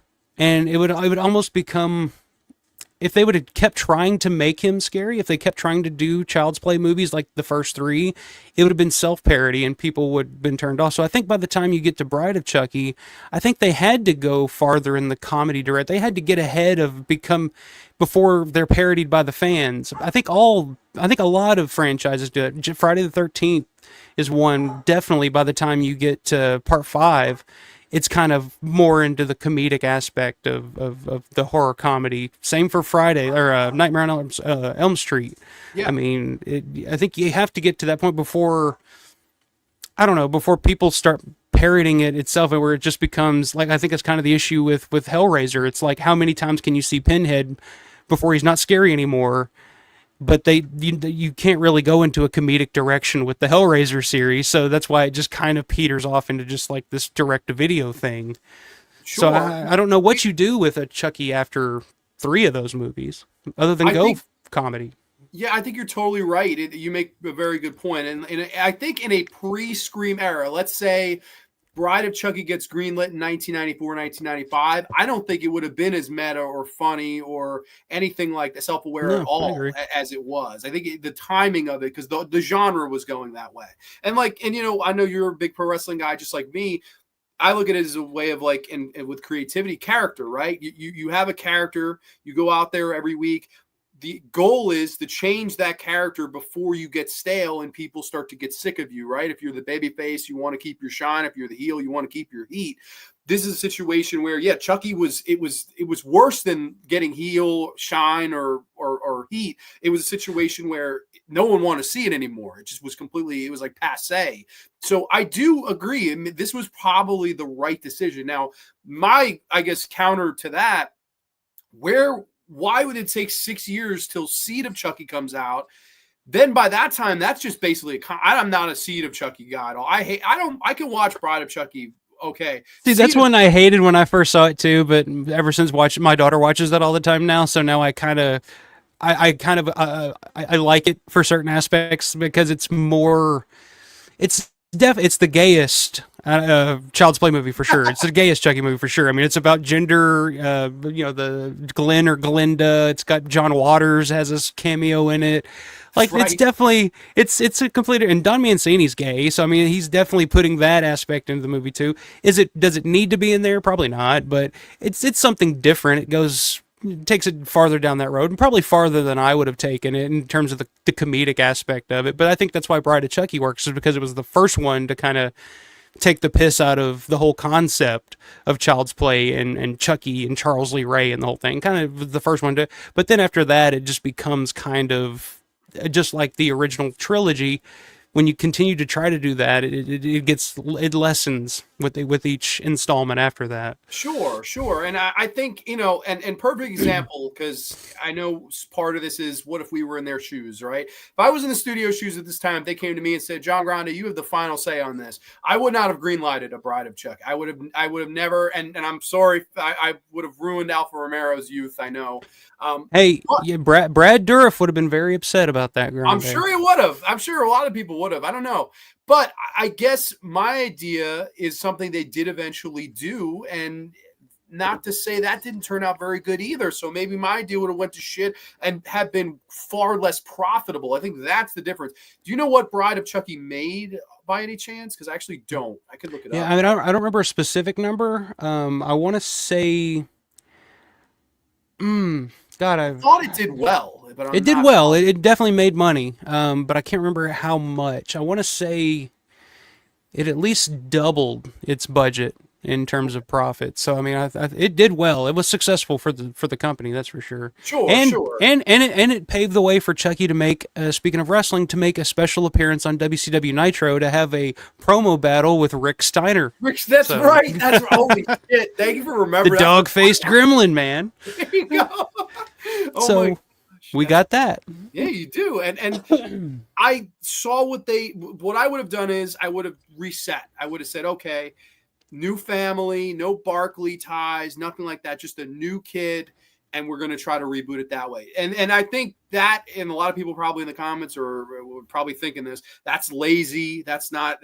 What is good with that? You're just rehashing. That's probably what I would have done if I was in the shoes and they came to me and said that. And they tried that with Curse of Chucky, I believe, where it's starting over. It's a woman in the wheelchair. It's actually Brad Dourif's daughter, Fiona Dourif. Yeah. And I mean, I don't think that would have been as profitable as Bride of Chucky. I don't think that would have made half of what Bride of Chucky made. Bride of Chucky, if for nothing else, at least was profitable. And it is memorable, right? People remember that look of Boo Boo Chucky. Mm-hmm. They remember Tiffany Valentine. They remember is it Alexis Arquette? But one of the Arquettes gets killed brutally. And I love that because it's just like this funk. I love memorable characters. I'm a big Friday 5. I'm a big Friday 13th Part 5 fan. It's because of memorable fucking characters. Especially when it comes to like slashers or horror movies. Like if you give me a cabin full of just plain Jane fucking characters, like I don't give a shit how they die or in what order they die. But if you give me some cool characters, like I'm interested in that. And Alexis Arquette is a perfect example of that in Bride of Chucky. When she, whatever, when they walk in the door and it's just like, hi Tiff, and it's like I don't know. It's something to look at. I don't know. It is. Yeah, no, I would second that. I don't know. I guess it's a situation where I do think you're right. I think that this is probably the direction they should have took Chucky, and it did make a profit. What do you think of the director? That's something I didn't ask you. Do you like Ronnie Yu? I don't love him. He's not one of my favorites. I mean, I like Bride of Chucky, but he also Freddy vs. Jason is one of his other biggies, which I never. Isn't that amazing? I didn't say that. A Chucky film, Freddy film, and a Jason film, and was not a fan of any of those franchises. Yeah. No, I mean, I guess Bride of Chucky's probably the. Did he do? Or no, I'm thinking maybe Kevin Yeager because he was the effects guy on the Child's Play. See, I think somebody like that would have been far more deserving of that job. Like somebody like Kevin Yeager, give him the shot to direct it, or just let Mancini direct it at that point. I would love to know how did Ronnie Yu get these jobs? Like, I don't get it. Well, I think before he got Bride of Chucky, he was kind of a hot name at the time. I can't remember what he did before that, but it was something that was pretty critically liked, if I remember correctly. I can't remember what the hell it was, but it was some reason that he got the job over somebody. I can't remember what the exact specifics were, but yeah, I'm not a huge Ronnie Yu fan. I don't know. Me neither. I'm not going to start an Alpha U channel anytime soon. So Grande's U Yard. U Yard. The U Yard is here. Ronnie Yu. Nanette's Blood Rose and Horror Nightmare says that she doesn't like the Child's Play original. And I've heard that from some people too. Some people are just not big fans of the Child's Play movies. Dominic says the sequel was on the channel Bad Films Rule, where they review bad films, and Chucky 2 was on that channel. So I don't think Child's Play 2 is a bad film.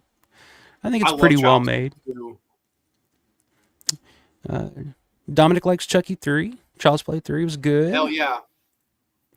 Miss C says Child's Play 2, I affectionately call torture time for Chucky. Love it when they end up in the doll factory. Yeah, that is a great ending. That's a great setting for that ending, too, with all the Chucky dolls, which I think Mancini originally had the idea for there to be like an army of Chuckies at one point, and he never got to do it until I think Cult of Chucky was the one where he was able to do all that, which I'm not a huge fan of the Cult or Curse, to be honest with you. Hey, Mr. Dan and Horror's in the house. What's up, Mr. Dan and Horror? Let's see. MMCMA says Child's Play 3 is bad. That kid that finds him in military school was way too old for how he is written. Yeah, it's true. It's true. He's like, wow, a doll. It's basically his character. He's got a fucking 5 o'clock shadow, and he's like, wow.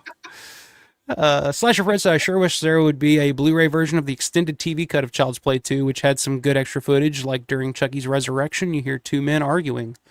Yeah, there's definitely, I think the original cut of Child's Play 2 was like 2.5 hours or something like that, so they cut a lot of that out, if I remember correctly. Because there was like a movie. Yeah, because there was like a courtroom scene and stuff at the beginning with the Catherine Hicks's character, where the police are not corroborating her story, so they put her in the mental institution. Instead, they just cover that in like that one line at the beginning. So there's a longer cut out there, but I don't think it exists. I think it's pretty much been lost to time. Oh. Slash Fred said the ending of the TV cut of Child's Play sets up a cliffhanger for Child's Play 3. Yeah, that's right. Do the CGI face.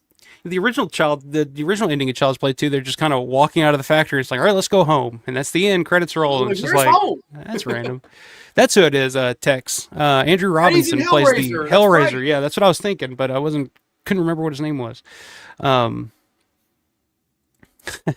Military barber was Bill Dotree, actually.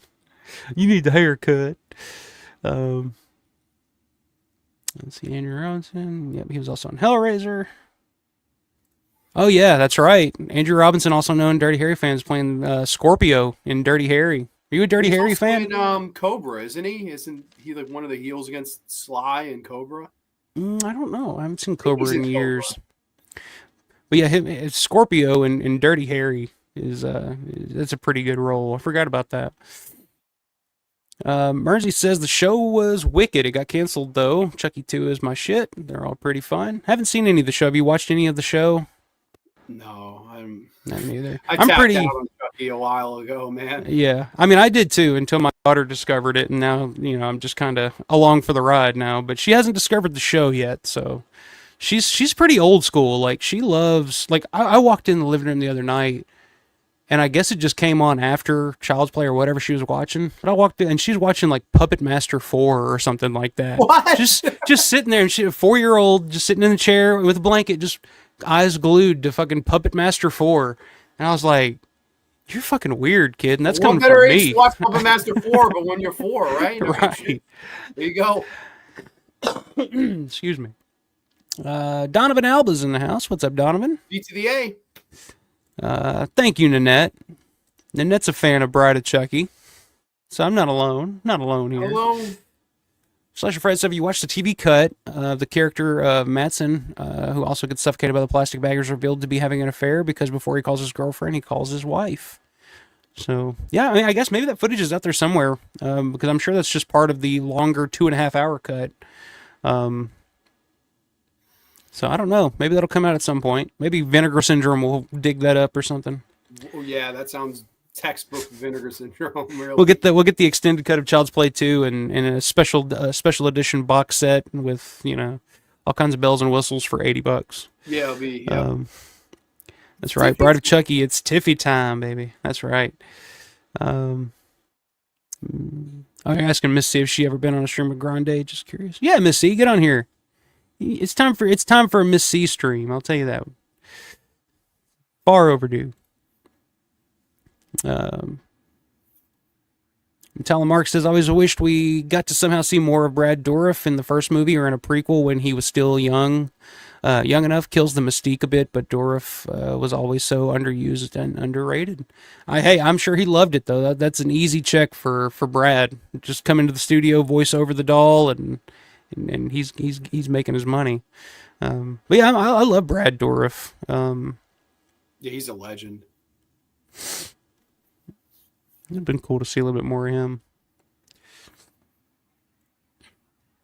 Let's see. Slasher Fred says if you watch the movie Fatal Beauty, the ending of that movie feels like a precursor to Child's Play because of how it ends with Dourif's character being shot by a cop. Yeah, that's right. And that was by the same director that did, wasn't that Tom Holland too? Fatal Beauty? I believe so. Yeah. Yeah. So that's basically a sequel to Fatal Beauty.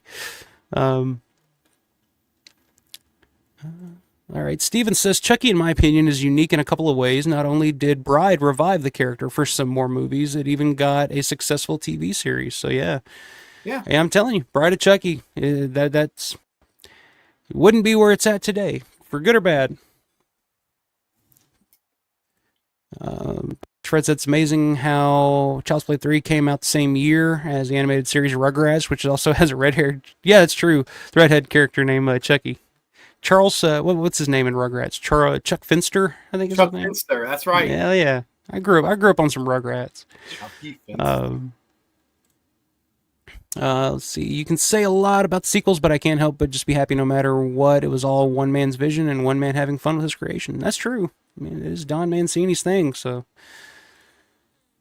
although I think the reboot, I don't think he had anything to do with that. Yeah, no, the reboot was completely different. Yeah. The opening montage of Bride of Chucky with the newspaper clippings makes me think of the opening in Halloween H2O because of how they were both released to celebrate their comeback. That's right. And of course, you get at the opening of Bride of Chucky when when the police officer grabs the doll from the locker, it's sitting next to the glove, the Freddy's glove, Yeah. and the Jason hockey mask.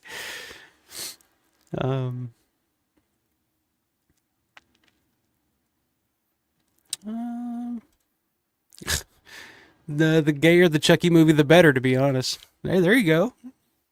Nanette likes Seed of Chucky as well. Slasher Fred says in Child's Play 2 they make reference to Living Doll from the Twilight Zone because of how Madsen says there's a rumor that someone had tampered with Chucky's voice recording. There you go. A little bit of trivia there.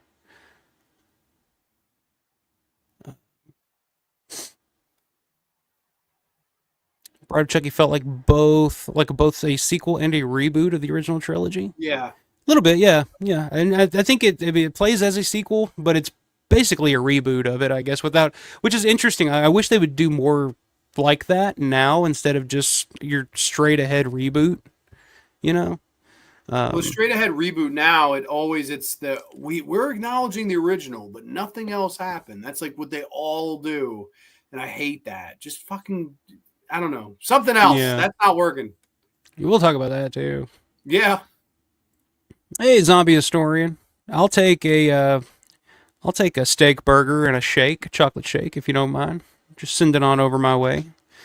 I love Steak and Shake. All the ones around here are closed, but yes, just send it my way. I'll happily take it from you, sir. All right. So yeah, have I convinced you on Bride of Chucky yet? You've convinced me that probably was the right direction for it to go. I don't think it's a good movie, but listen, money talks, and you're right in the fact too that it created all of this post world of Chucky, right? It's got a show. Mm-hmm. It got 3 other movies, right? Seed, Curse, and Cult. It got the remake, which I know wasn't involved, but still, I mean, it's pretty wild how successful it's been afterwards. And dare I say, if you went with my direction in 1998 and made the Curse of Chucky-esque movie then, I don't think you would have had that. So, yeah, no, probably was the right move. It's just a movie where I'm like, kind of lukewarm. I like those original 3. To me, it's like kind of very similar to Hellraiser. It's like, is what it is. But I mean, Bride of Chucky is a lot better than Hellraiser Bloodlines. I'll say that by a mile. It's better than that. Well, that's a given. Come on. That is a given. That's true. That's a given. It's definitely a better situation there. But after you get the Seed, oh man, that's when it goes downhill for me. But I mean, it is what it is. So I guess that can lead us into our next little topic here. And it's funny, we've been doing threes, right? Hellraiser 1 through 3. We've been doing Child's Play 1 through 3, and then leading into the controversial direction the series took with Bride. And now we go to the maestro, my friend, one of the all-time great horror filmmakers, Mm. one Dario Argento, and his Three Mothers trilogy. Now, I think, and if I'm going out on a limb here, Alpha, you stop me. Just stop me right away. But I think a majority of people would consider Suspiria to be Dario Argento's magnum opus. May not be everyone's absolute favorite, but it's a majority of the people's favorite. And it's a perfect horror movie. I love Suspiria, one of my favorite movies as well. Then, Oh of yeah. course, Inferno, which garnered a lot of controversy at the time, which is the big reason why he moved right back to Jolly. Of course, with Tenebrae in '82, he was afraid of the mixed reaction that it got. And of course, he himself has called Inferno one of his least favorite pictures that he worked on, mostly because he was sick during a lot of the production. And then, of course, not till another 27 years down the road after that, in the year 2007, we get one that just as about as unanimously as Suspiria is considered the magnum opus of his career, The Mother of Tears is considered to be a weak point, if not the worst, one of the worst in his career. And I'm sorry, man, but I don't see that at all. I quite love this movie. But I know I want to steal spotlight on you. I know you had an interesting story when you first saw this movie as opposed to how you feel about it now. But please tell me that. I want to hear the initial watch of Alfa Romero with this movie right here, The Mother of Tears. So that movie came out, what, 2007, right? 2007, yes, sir. 2007. So at that point, I was already a huge fan of Suspiria. I'd already seen Suspiria. I was in love with that movie. Inferno is one. I was a big Argento fan, like I've said many times. Like Romero's number one for me, but Argento is usually number two. It's either Argento or Kubrick. I kind of go back and forth in terms of favorite directors. So huge Suspiria fans, one of my all-time favorite movies. I'm with you 100%. I think there's nothing else like it. There's never been anything else like it. It's it's its own thing. Some people get it, some people don't. But there's nothing else like it. Whereas Inferno, I'm lukewarm on. I think there's some good, there's some bad. It's not the worst thing in the world, but it's definitely one that I don't go back to quite as often. So I remember in 2007 when I heard the news that, okay, Argento, after what, 27 years, 27 years. is finally releasing. He's finally doing the third installment of the Three Mothers trilogy, Mother of Tears. And I was like, oh shit, yeah, like it's about time, because Argento, if you gotta remember, around this time, Argento really wasn't. He wasn't cranking out hits at this time. We'll just say we're talking in the era of, the Card Player and the movie Giallo, and right around the same time. And Argento really wasn't. Although I will say his segment Jennifer on Master of Horror, I think that may be the best thing he did around this time. Yeah, Pelts and Sleepless, also very good movies. Sleepless is a good one. Yes. But it was right around this time where he was coming off of, where it was just, especially for me, who was kind of watching it through, which a lot of these movies now I go back and watch, like The Card Player and some of those. I go back and watch now, I'm like, I kind of appreciate it, because I can kind of go back without the high expectation, kind of like Romero and Land of the Dead. It's like the high expectations of these movies where you're expecting greatness, but so when I hear Mother of Tears is coming out, I'm like, holy shit, it's Mother of Tears. Like, it's the third installment, finally, after all these years. So it comes out. I go to Blockbuster when Blockbuster was still a thing, and it was there, like on release day. It was right there, ready to rent. Picked it up, took it home. I was like, holy shit, I'm excited. Argento's going back to what made him, I get home, I put it in. I get about 10, 15 minutes in. I get to the part in the movie where the woman throws the baby off the bridge.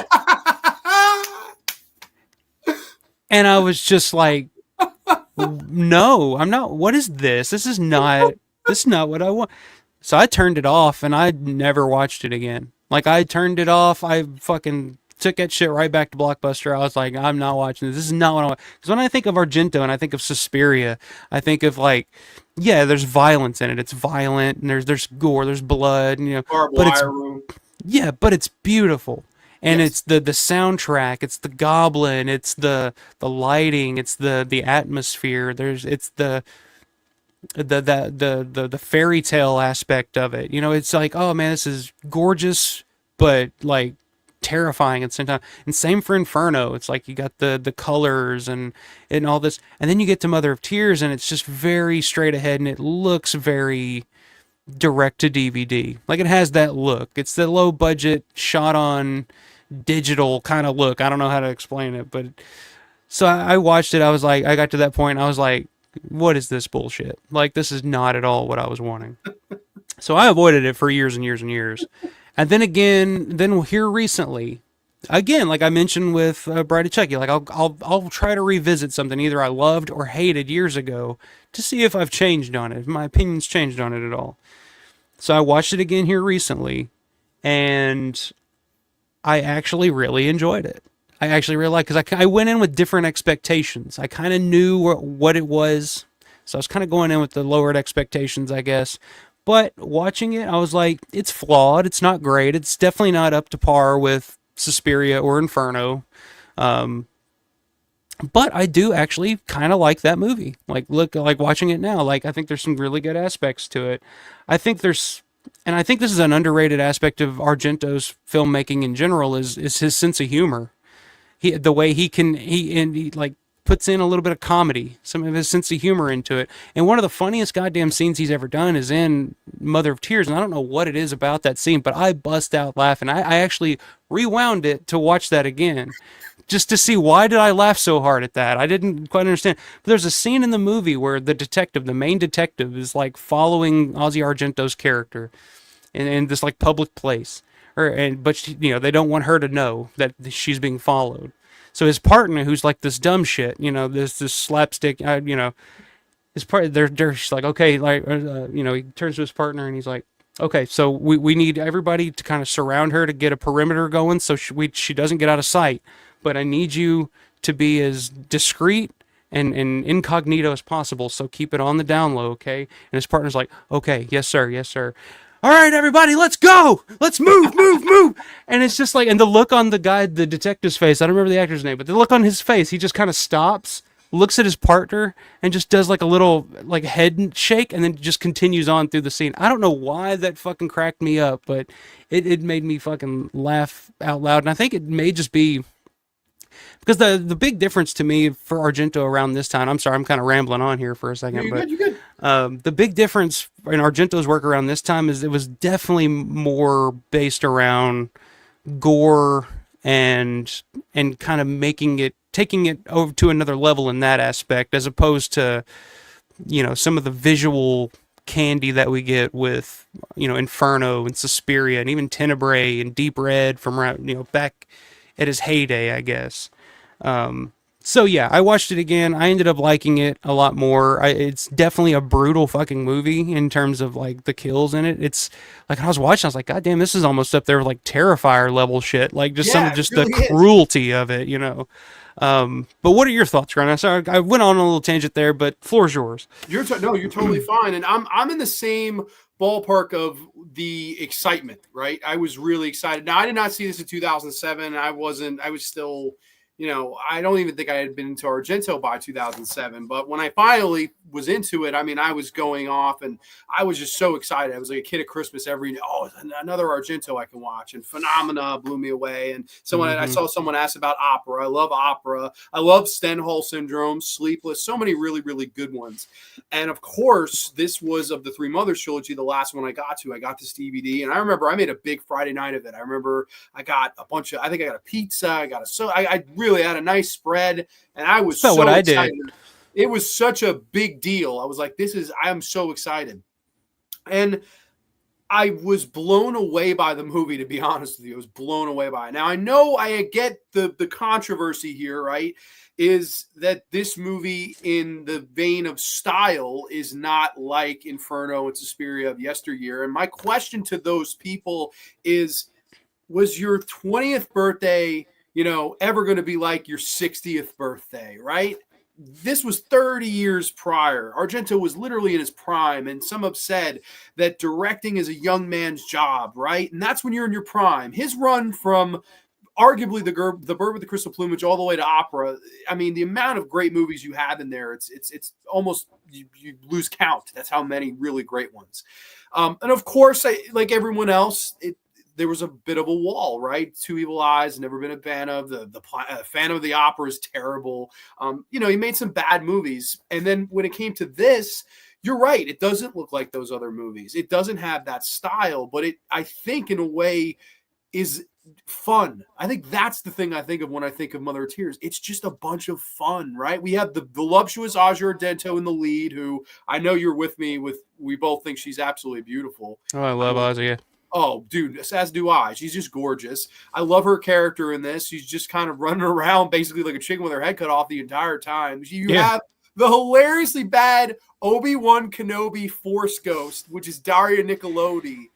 I love seeing Daria, but yeah, that was a little That's hokey. the worst thing in this movie, but it's not. I don't go, oh, this is terrible. I just go, oh my god, and I smile. It has a charm to it, even the stuff that is bad. And there's some bad stuff. Some of the backgrounds, some of the CG.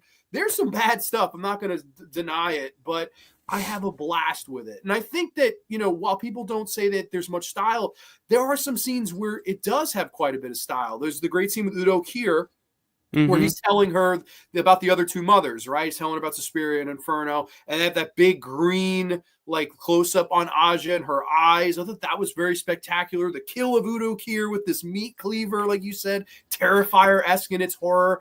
And man, I got to say this. For a moment, towards the end, right before the third act begins, and Aja is about to enter that building, for a moment, it felt like I had entered a time machine and we were back in Argento's prime. For just a single moment, that moment where Aja gets to the gate, you have this blue wide shot of her kind of looking on and the terror on her face before she enters. And then they do this tracking shot with her as she's walking through, a 4-minute uncut track. I'm like, that's Daria. That's why I'm a fan of this guy. Right then and there, I saw the little speck, the little piece, if you will, of who this guy used to be. I saw it, and I was so relieved when I saw that. The whole finale, very similar to the other ones. The Mother of Tears herself is kind of crazy and does quite a bit in compared to, the Lady in Inferno and Suspiria. But I don't know. I always just had a ball with this movie. I think it's just such a fun time. And I think it's begging the question, is it sometimes a thing where, because you're not like the other two, because you're not like the movies I made in my prime, does that automatically for people make this thing bad, unwatchable, disappointing, what have you? Is that, because that's the question I really kind of wanted to pose here. That's the controversy. Yeah, I think it's kind of like what we were saying earlier about George and Land of the Dead. It's like, does Land of the Dead hold a candle to the original trilogy? No, probably not. But if you watch it on its own merit, and if Mother of Tears was not an Argento film and had no connection to the first two, if it was just a new filmmaker and a new thing, I think people would kind of give it more of a chance and kind of give it more of a fair look, a fair shake, I guess. Yeah. But to me, the biggest thing that stands out is about Mother of Tears and compared to the other two, is that it just feels way more mean spirited. And I think that's the big thing. When I turned it off initially, when they threw the baby off the fucking bridge and it hits the fucking side of the bridge, I'm just like, because you got to think 2007, and I feel like our Dario probably felt like he had to bring the extreme violence because at this time, what was popular? Hostel, Saw, the fucking torture porn stuff. And I hated that shit, even back then. I just never got it. So when I saw that, I was like, oh shit, here we go. Dario's just trying to keep up with the youngsters, I guess, and try to do all this bullshit now. So that's what kind of turned me off to it initially, because that's not what I was wanting. That's not what I was looking at. But I do think it's just, there's a mean-spiritedness to it. I think the mother in this one, the main evil witch, is definitely more of a mean-spirited, and I think they even say that in the movie. It's like she's the most evil one of all three. She's, so I guess it makes sense in that manner. But I think that was the biggest thing that turned me off to that movie the first time I saw it, was that there was just a mean spiritedness to it that I just wasn't prepared for or looking for in an Argento Three Mothers movie. I guess I was looking for more of. I was kind of looking for more of what the Suspiria remake was. Kind of more Sure, that's stylized. understandable. Yeah, I mean, I guess, and another thing, like as a counter to people that don't like this movie for the directions and decisions that it made, let's say, okay, they got the decision. Okay, well, we would have had Dario shoot this on 35 millimeter, or we would have had Dario use all the colors again. I dare to say it, I don't think he had it in him at this point. I don't think that an entire movie with that gimmick of what he did in his prime, I don't think that ever would have worked here. I don't think it would have. I think if I agree. anything, it would make a movie that was, I find, fun and entertaining. I think a lot of people probably would have threw the boring word at this. I really do. I really think that's what would have happened if people got what they wanted, right, from it. That's at least a prediction from me. I think that's what most people would have said to greenlight, and I don't think it would have flew over too well. I really don't. And I think it would have just felt forced. I don't think it would have felt as natural. I think Dario, if he would have done that at that point, I think it would have just been him trying to recapture what he did initially, and that usually never ever works. Never. Like I'd rather a director make a film where they're at the time, like where they're at in their life at the time, as opposed to trying to go back and try to please the audience with, oh, let's go back and it's like Metallica. It's like I appreciate the thrash 80s Metallica. I appreciate that, but I also appreciate the shit they did in the 90s, like Load, Reload, Garage Inc., because there was something different. That's where they were in their lives and in their careers at that time. I appreciate that. And then they kind of go back, and by the time they hit like Death Magnetic, which I don't know if you're a Metallica fan at all, but by the time they go back to Death Magnetic after Saint Anger, it's like, okay, now we're going to go back to what we sounded like in the 80s, and it just sounds forced and like not, So I'm always more interested in where a director is, or any kind of artist is at in their life at that moment, as opposed to trying to go back and recapture the magic of something from 30 years previous. So I appreciated that aspect of it, but like I said, first time I saw it, it wasn't what I was expecting, but going back and watching it now, I do appreciate it. I do get enjoyment out of it. And like I said, and I think it also goes to show, because I don't know what you think, where do you hold it in terms of, where do you rank it in terms of the three films? You're going to think I'm fucking nuts, but it's right behind Suspiria. I like it more than Inferno. Okay. I know. I say Suspiria is like a distant one for me, Yes, and then it is, yeah. and then like Inferno and Mother of Tears is not, like, I would still say Inferno is probably two, but Mother of Tears is probably right up there with it, because like Inferno to me, like there's just something off about that movie that it just doesn't click with me a lot of the time. Of his prime, Inferno is the only movie that I don't consider to be this like it is a little bit lesser. It's visually arguably his best movie. That's why I would love a 4K. Like that's the one Argento that really would benefit from the 4K format. But I think it's a situation where the story is so unclear and a mess. And generally that's not a problem with Argento film, but with that particular one, it sort of is. Like that's the one Argento film where the story kind of gets in the way, and its incoherency really kind of hurts the final product more so.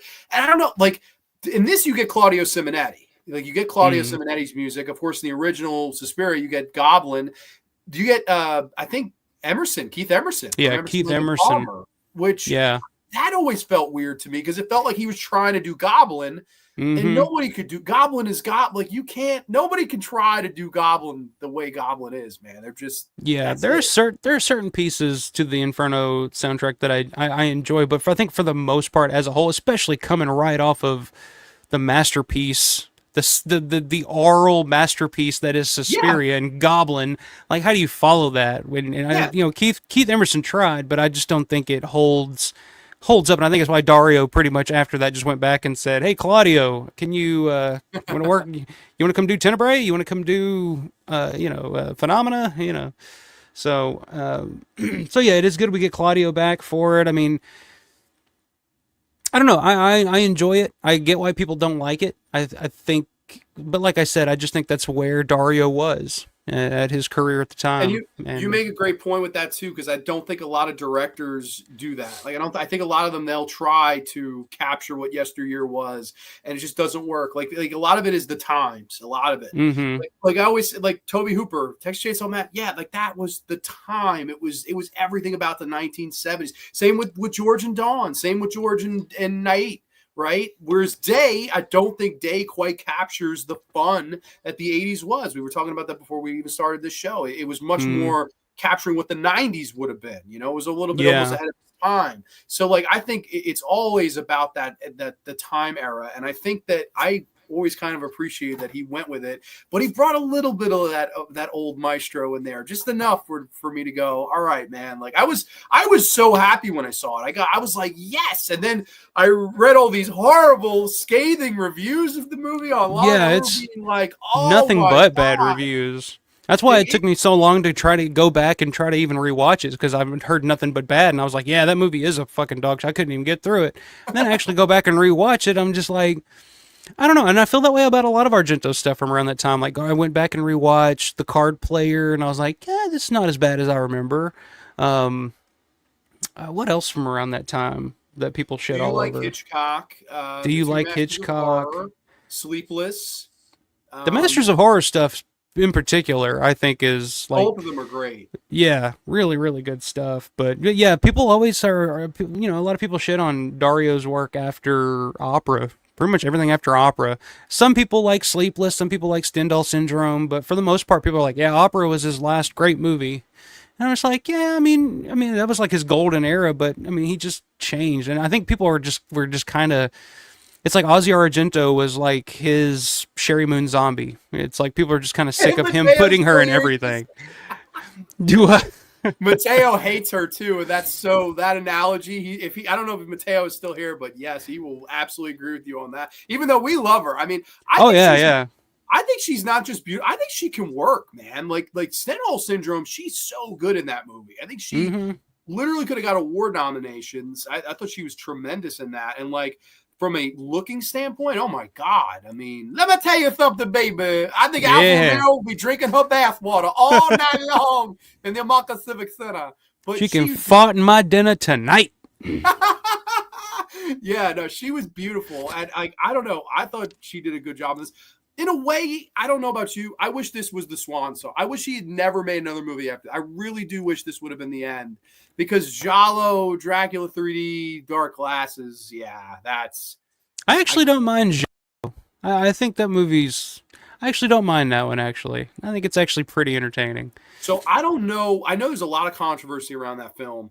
But Dario flew to New York, and they did a complete, with quotes, retrospective of his entire career, including Dark Glasses, which it made its States debut. I was there for it. And Dario was there. It was really cool. The only Argento film they did not show was Giallo. They showed Dracula 3D in 3D, but they didn't show Giallo. Yeah, I don't know. It's something with Adrian Brody, because I think there's like a whole legal thing there. He doesn't want it to be ever shown. He doesn't want that movie to ever see the light of day for whatever reason. It's because like when I heard that, I was like, God damn, how bad is this movie? So I went in with really low expectations, but I was watching, I was like, it's not any worse than, anything else that I see nowadays. Like it's out there. It's not great or anything, but it's not worthy of being locked away and hidden forever. Yeah, so I don't know what the deal is. Now Adrian Brody's a 2-time Oscar winner, so who knows? Maybe if anyone has a copy of Giallo, hold on to it because it may be valuable someday. Yeah, I don't know. I do have that on DVD actually. There you go. So this man's going to be selling that on eBay in the next I'm going to have to check eBay here in a minute. But what are you guys in the chat saying? You guys a fan of Mother of Tears, or are me and Grande alone here? I didn't see too much about people talking Mother of Tears in the chat. I don't know. Slash Fred says Suspiria from '77 is such a great movie, especially with the rock and roll theme. Yes, sir. Suspiria is still fire. Yes, it is. It still works. I mean, especially that 4K from Synapse. Oh my God, yeah. The sound mix on that, like you put on a good sound system and crank that shit up, and like, man, that's the way to go. That's the best to me. That's the best 4K ever to me. Yeah, it's hard. That one's hard to beat. Gotta go. Getting yelled at by an old man. Well, have a good night. Good luck with the Packers, Mark Murphy. Yeah, yeah. Is the old man yelling at you? Is that a Favre or is somebody pissed off at you now? Rogers. Yeah. Sign me. Which you're getting Rodgers soon in Pittsburgh. So, and I'm telling you right now, I'm telling you, if Rodgers goes to Pittsburgh, Pittsburgh is going to be in the AFC Championship game at least next year. Oh, I hope you're right. I really hope I'm you're telling right. you. I'm telling you. I hope you're right. Because people say, oh, Rodgers was so shit last year at the Jets. I was like, yeah, the Jets sucked, but Rodgers still had like one of the 2 or 3 best seasons a Jets quarterback has ever had I think statistically. he If you had go 30 look at it, touchdowns, like 11 picks. I'm like, that's a bad season. I'm like, yeah. So if he goes to Pittsburgh, Pittsburgh's got all the pieces there. They just need that quarterback. And anyway, just letting you know. Just my letting you fingers know. are crossed, Alpha. I hope you're right. Nanette says, I've never seen the movies except for Suspiria. I should watch the other ones as much as I was Suspiria. I think that I should give the other two a watch just because it's a trilogy. Yeah, it's definitely worth giving a watch. Like I said, Inferno is interesting. It's a little hit or miss for me. But Mother of Tears is definitely different than the other two. So I would recommend checking them out. I recommend checking out any Dario, but I'm just a huge Argento fan, so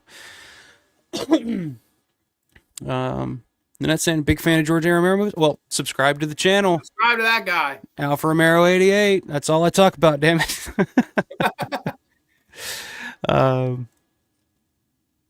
Let's see. Jeff said, I love Argento so much, but Mother Tears was incredibly Most people disappointing. feel that way. Yeah, I think that's the common belief Yes. behind that one. AJ says, strap on a set, Alpha. What does that mean? Strap on a set. I think he commented when you said that the throwing the baby off the bridge was the turning point. Oh, yeah, yeah. Well, again, like, well, they kill all kinds of fucking kids in that movie. It wasn't even just a baby. If you go in farther, there's more kids There's dying in that movie. cannibalism towards kids in that movie, actually. Yeah, yeah. So, but that wasn't the issue. It wasn't like, oh, I'm not gonna watch a baby get killed. It was just more of like, I thought it was just shock for shock's sake. And it really wasn't. There was no point to doing that. Like, I know what the whole idea, like Rome is going crazy and everybody's losing their minds and shit. But like at that time, My reaction, I will never forget. I'm sitting there, I'm eating a slice of pizza, and I didn't see it coming. I don't know why. And when I was like, whoa, I got up, I popped. I was like, holy shit. I started laughing like nervously. I'm like looking around. I was alone, thankfully. I was like, this is crazy. I had the exact opposite. I was like, what is going on? Like, I got excited, but I can get why you'd be like, well, all you right. watched it later. You watched it later on. Like, what year would you say would you have seen this? Because I saw it like right in the middle of that torture porn shit, and I was like, oh god, Dario's trying to do this shit where he's just shocking to be shocking, Would and I have was not been into that. last year of high school would have been 2015, around 20. there. So yeah, you were already past the hostels and the saws and all that shit, Way the Wolf past that. Creeks and all that. So yeah, it was like right in the middle of that for me. I was just like, I'm not interested in watching this shit. I would pay money to see your reaction. There wasn't much reaction. I just stood up, turned the fucking shit off, pulled it out of the DVD player, put it back in the box, and literally, I think went right back to Blockbuster and rented something else. I was just like, "You're not ruining my Friday night, motherfucker. I'll rent something else and watch it." Then I said, "I love Land of the Dead. It's my favorite Romero zombie movie." Okay, that's cool. So there's some love for Land of the Dead right Wow. there. We were talking about that earlier. Jeff said, "What do you guys think about opera? What are your thoughts on opera, Grande?" Love it. I do think it's its last like masterpiece. I agree with that general consensus. It's a tremendous movie. I actually saw that they screened that in 4K. That was the world premiere of the 4K in New York City that night with Argento in attendance. So that was a really cool way to see it in like an opera-esque theater.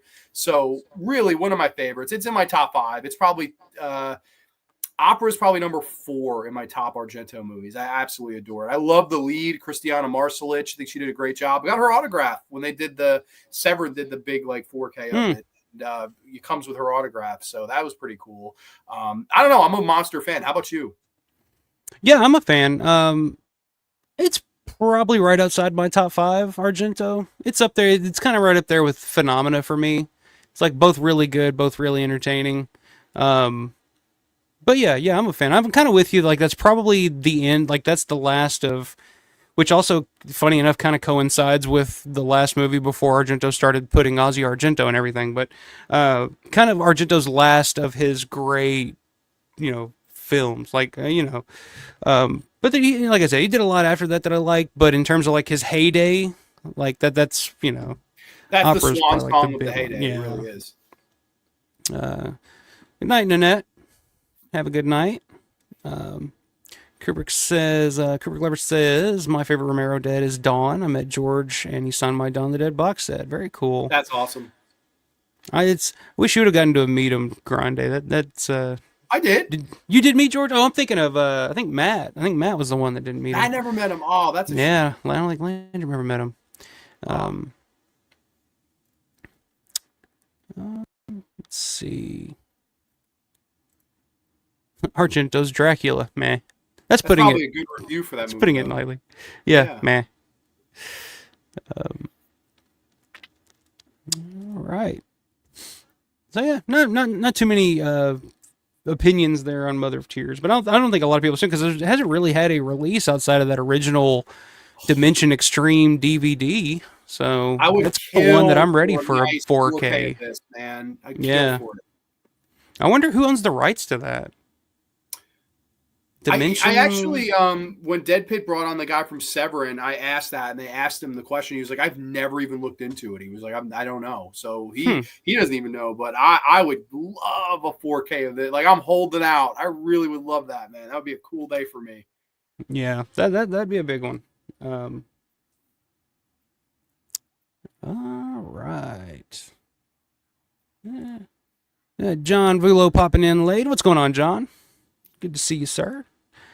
Rich T says, as others have said, Mother was very disappointing. Profondo Rosso is his best, in my opinion. David Hemmings is as great as he always was, and Daria is charming. I did love seeing Daria Nicolodi return to the Mother of Tears thing, but I also you can kind of see because she was co-writer on both Suspiria and Inferno, and you could kind of see her influence missing in Mother of Tears. I think it was. You could definitely kind of see that and too. This was her last film. She never did another film. This was her swan song. Hey, what's up, Will? Will Phelps in the house says I'm not familiar with a lot of Argento, but Demons is cool as fuck. I do concur with that. I do love Demons. Mattel Mark says I noticed that David Gregory from Severin sounds like Gentleman Chris Adams when he was on Dead Pit. Super kick me. All right. So what we got next on the deck? We got a couple more here. You want to talk? Yeah, your pick, man. All right, let's talk a little Halloween. A little talk of Halloween. Now, when you first brought up this topic, I was like, because my initial, good, just do this. Turn and heal. So my initial thing was like, let's talk some Halloween Ends, and I'll tell you why Halloween Ends is a great movie. And blah, blah, blah. What? But I'm not gonna do that. But we it coincides with that a little bit.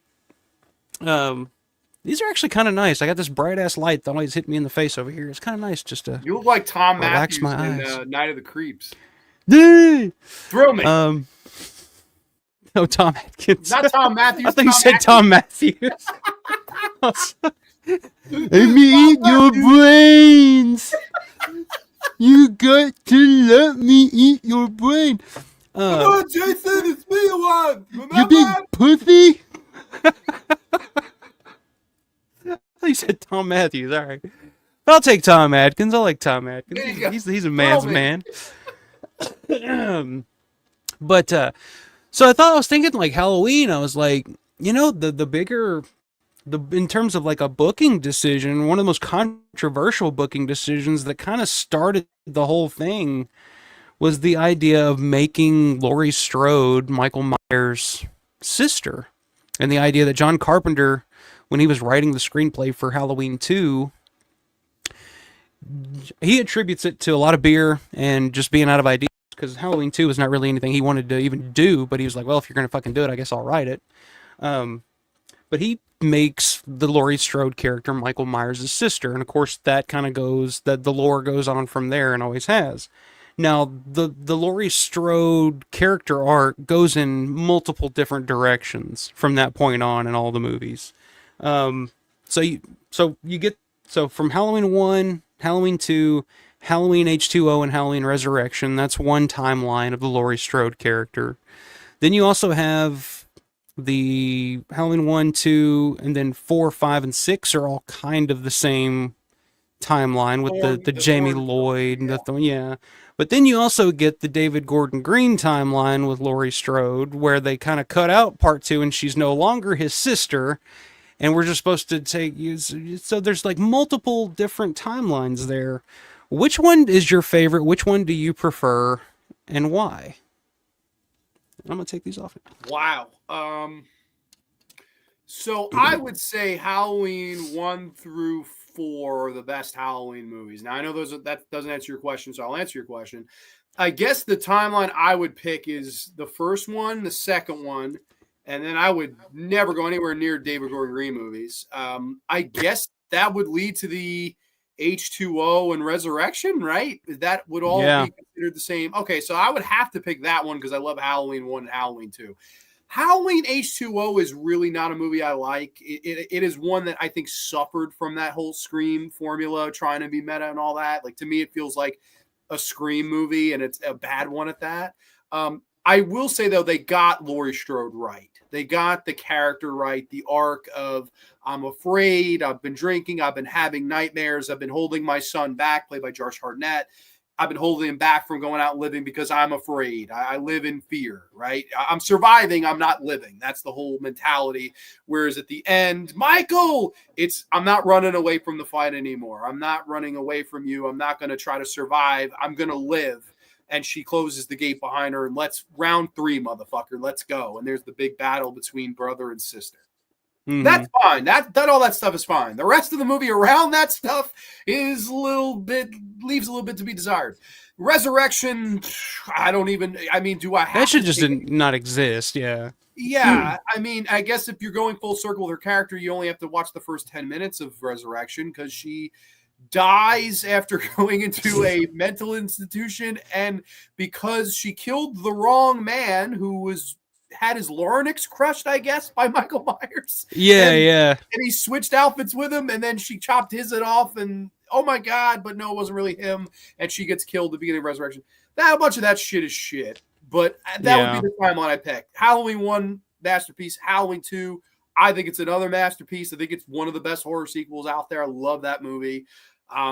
And then the other 2 are fine, but at least they got Laurie right. So that would be the one I would pick. Is there a timeline you prefer? Is it the David Gordon Green timeline? Because if it is, don't let me discourage you. I will hear you out. I promise. I will say why. I mean, I will say.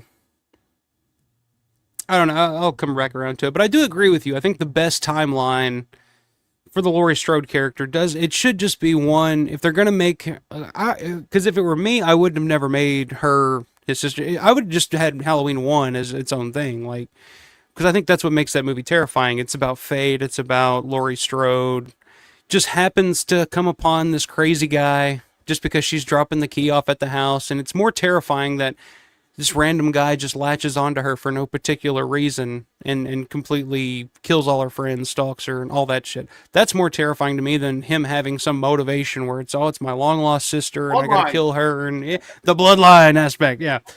So if it were just me, like, that's where it would end. Like, just Halloween, I mean, that's it. But again, of course, Halloween was such a big success that of course they're going to do a sequel. Of course they're going to do a Halloween 2.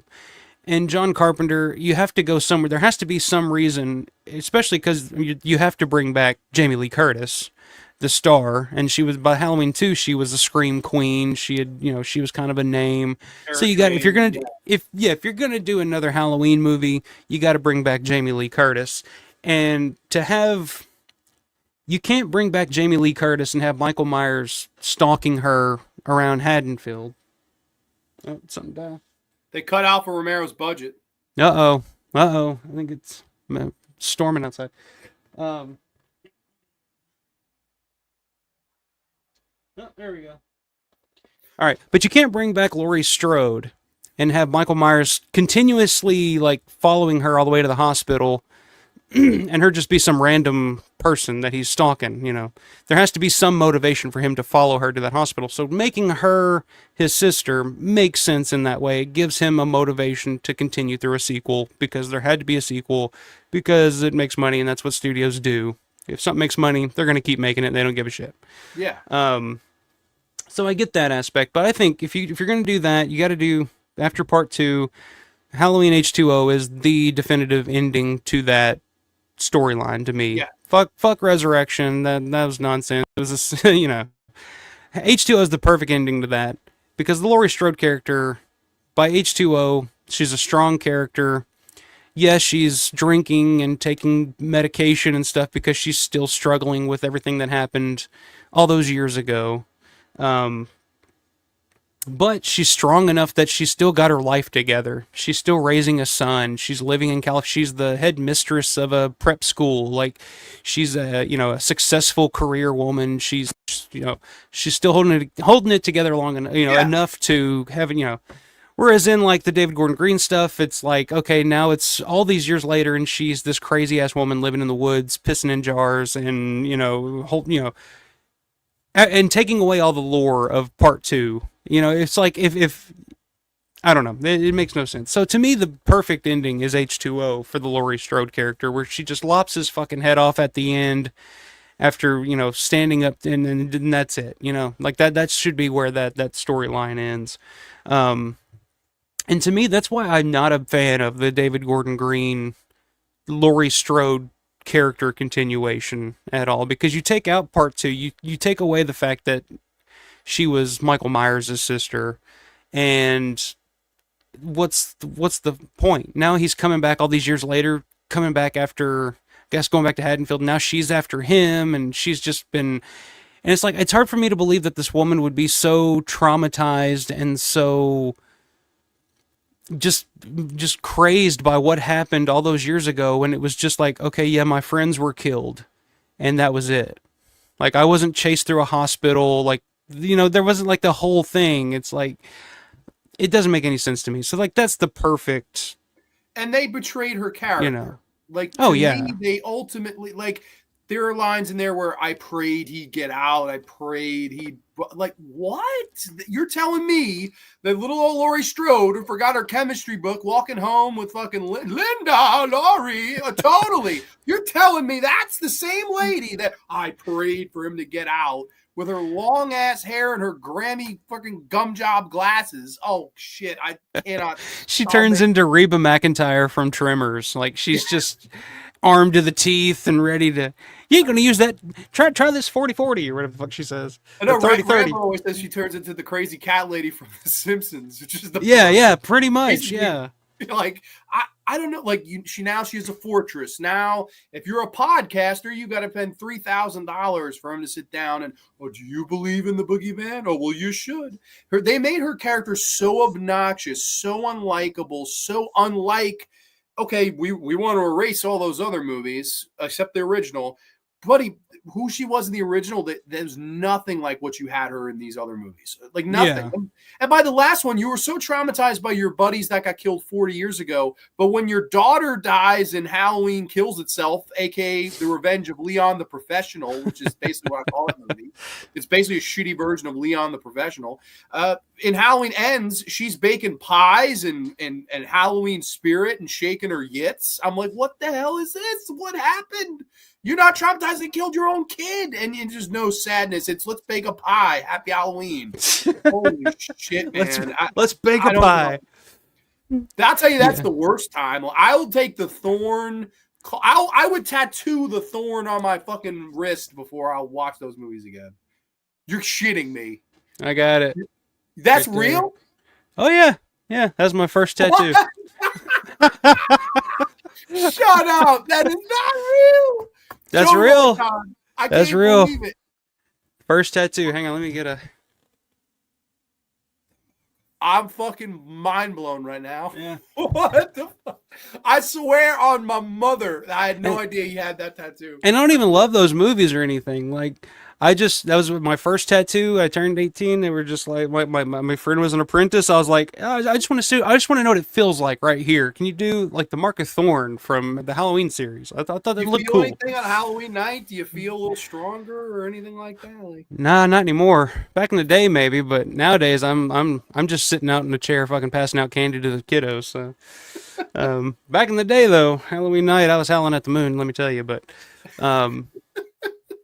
But yeah. But yeah, the David Gordon Green stuff, the timeline for Laurie Strode, like that's why that's why I appreciate Halloween Ends so much, is that it goes away from trying to be a direct sequel to the first one as much as just the story of another character who's experiencing the stigma and rejection that it answers a lot of the questions, that you've always had about Michael Myers in the series without directly, you know, directly going there. But if it were up to me, I wouldn't even have had Michael Myers in Halloween Ends. He would have just been like a figment of Corey Cunningham's imagination. I think that's where it falls apart a lot for me, is that he's actually still an old man living in the fucking sewer, like, with the Ninja Turtles eating pizza. But if you had done that, could you talk about controversial decisions? You imagine they went, "Hey, Alpha Romero, we want. I'm going to have Michael Myers not even in the movie." You imagine the marks on opening night. Oh. Hey, that's what they did with Halloween Season of the Witch, the original Halloween 3. They didn't have Michael Myers in that either, and people hated that shit when it came out. But then you look back years later, and people are like, "Oh, that's actually pretty good. It actually works." Wait, so. Forgive me if I'm wrong. You predicting that's going to happen with Halloween Ends? You think in 20 years it'll find a cult following? I think it's already there. Because I'm telling you, I was at Horror Hound Cincinnati last year, and Rowan Campbell. Rowan Campbell was there. It's Corey Cunningham, not as Corey Cunningham, but he was there because he was Corey Cunningham. And there were a lot of people there cosplaying as Corey Cunningham with the little mask, the scarecrow mask, and he had a pretty good sized line at his table. So I don't know if that's just Halloween fans trying to get a signature or what, but I think years down the road, and I don't think it's as good as Season of the Witch, the Halloween 3. I don't think it's as good as that, but I do think people will look back on it and say, it's not a bad, it's different. It's something different. And I think that's what he was going for, because I think what people were expecting, and I think it goes back to our whole, talking about, Mother of Tears and stuff like that. It's like what people were expecting, I feel like, was the ending of Halloween H2O. Laurie versus Michael Myers, final round. The poster looked like Armageddon. It looked like WWF exactly. Armageddon. It looked like one big long fucking fight scene. That's why I had no interest in seeing the movie originally until I started hearing from everybody how unbelievably awful it was. And I was like, oh wow, if it's this bad, I got to check it out. And then I found myself liking it. I was like, this isn't bad. This is different. This is not what I was expecting. But I kind of dig what they're doing here. It's something else, Now, I appreciate that. Me, or like I felt with, and I hated all the David Gordon Green movies. I'm not going to sugarcoat it, but was it me where with Halloween Ends, it felt like a remake of Christine to me? Oh yeah, That's kind of what I mean, the whole down to the Cunningham name to instead of the car, it was Michael Myers, which was acting as the car. All the Carpenter tie-ins with Carpenter directing Christine, of course, Halloween. That's kind of the vibe I got. It felt like a modern day remake of Christine with, instead of Christine as the fucking car, it's Michael Myers. That's how I felt. And in a poor way for me. But you got that vibe too. Yeah, oh yeah, it definitely has the Christine vibe, the nerd kind of finding confidence and power in something evil, and kind of transforming into getting the girl and the motorcycle and the junkyard. I mean, the dude works in a junkyard. I mean, yeah, there's definitely elements to it that it's definitely harkens back to Christine for sure. But I don't know. I just thought it worked. And like I said, I like the fact that Michael Myers in is kind of a big flaw to me. Like, to me, like the Michael Myers aura and the character should have just been in this kid's head, because he was going through the exact same thing. Even though it was an accident on his part, he was still treated like a child murderer, ostracized from the community type of thing. And I thought that was interesting, because through his eyes and his experience, you kind of learn more about the Michael Myers character and why Michael Myers was the way he was. Why he wore a mask. It's like, oh, well, wearing a mask is the only way that I can live in society without being railed against, like, fuck you, like I have to wear this mask. So it explains why Michael Myers wears the mask. And I don't know, I just thought it was an interesting, something different. And I'm with you. I'm not a big fan of the David Gordon. I hated the 2018 Halloween, because I That's was my like, least favorite of all of them is the yeah, 2018 one. I was like, this is just. I've tried to watch that a number of times. I just don't get it. I don't like it. Halloween Kills, I like a little bit more just because it's so over the top and fucking goofy that I kind of appreciate it for that aspect. But when I watched Halloween Ends, I was like, well, at least they're trying something different here. At least I'm not sitting here watching a 90-minute fight scene between, 70-year-old fucking Jamie Lee Curtis and 80-year-old Michael Myers. Like, that's not what I want to fucking watch. I'm not going to sit there and watch that for 90 minutes. So, Was that old Armageddon anyway. song? The end is here. Do a Hell in the Cell. One of the greatest wrestling pay-per-view themes ever. It is. It really is. It's like that. It automatically takes me back to the Armageddon 2000 with the six-man Hell in a Cell. The fucking Hell in a Cell, yeah. Classic, man. But yeah, so to me, that's like the Laurie Strode timeline. That David Gordon Green stuff was just complete bullshit, and I didn't like it. But are you? So what do you think about the idea that Laurie Strode died in a car wreck in part 4, and then it goes into the whole Thorne thing with the Jamie Lloyd thing? I think that Halloween 4 is the movie they've been trying to make since it. Like that's a perfect reboot. I love Halloween 4. I know it's controversial too for whatever reason. People don't like 4. I do. I really like Halloween 4. That's the last one I'll watch and say, yes, that's a good movie. Like, I enjoy it. Always have. That's how you do a reboot. Jamie Lee doesn't want to do this stuff anymore. She's doing bigger movies, right? Trading Places and all these other movies that she was doing at the time. She want to come back, understandably so. She told her story. That was it. But I think that was a good way to do it. I loved Ellie Cornell as the sister character in the movie. I love the movie opens where they go down and you have that security guard. Never look them in the faces. Never look them in the eyes. I love that guy is so good. It's the perfect way to open that movie. You get the ambulance massacre, and then Michael's out for. I think it's just a really good reboot. I really enjoyed the movie. Now, of course, it does get a little out of hand. I don't hate Halloween 5 either. I don't hate the big cookie woman and the stuttering kid and the fucking laundry chute scene. Jamie, run. Cookie woman. I'm going to hell, by the way. I don't have a choice. That kid didn't really have a stutter. It's not like you're making fun of a real kid with a stutter. Yeah, exactly. That movie, Halloween 4 is fine. There are aspects of it I like, but there's just something so like made for TV feeling about that movie to me. Like and Halloween 5 especially feels like a straight to video, which I think it wasn't Halloween 5 like a straight to video release when it came out initially? No, Halloween 5 played in the theater. Did it? Yeah, I get why you'd say that though, because that was from the same guy, Domenico Gerard, who had done like Omen 4, which was a TV movie. He made a lot of TV movies in his career, so it makes sense. I just don't see it like there's some people that tell you Halloween, it doesn't get worse than Halloween 5. Dude, no way. I can name you like 5 Halloween movies I'd rather less watched. I might be in that camp. To be honest with you. Like Halloween 5 is one that I'd rather watch any other Halloween than Halloween 5.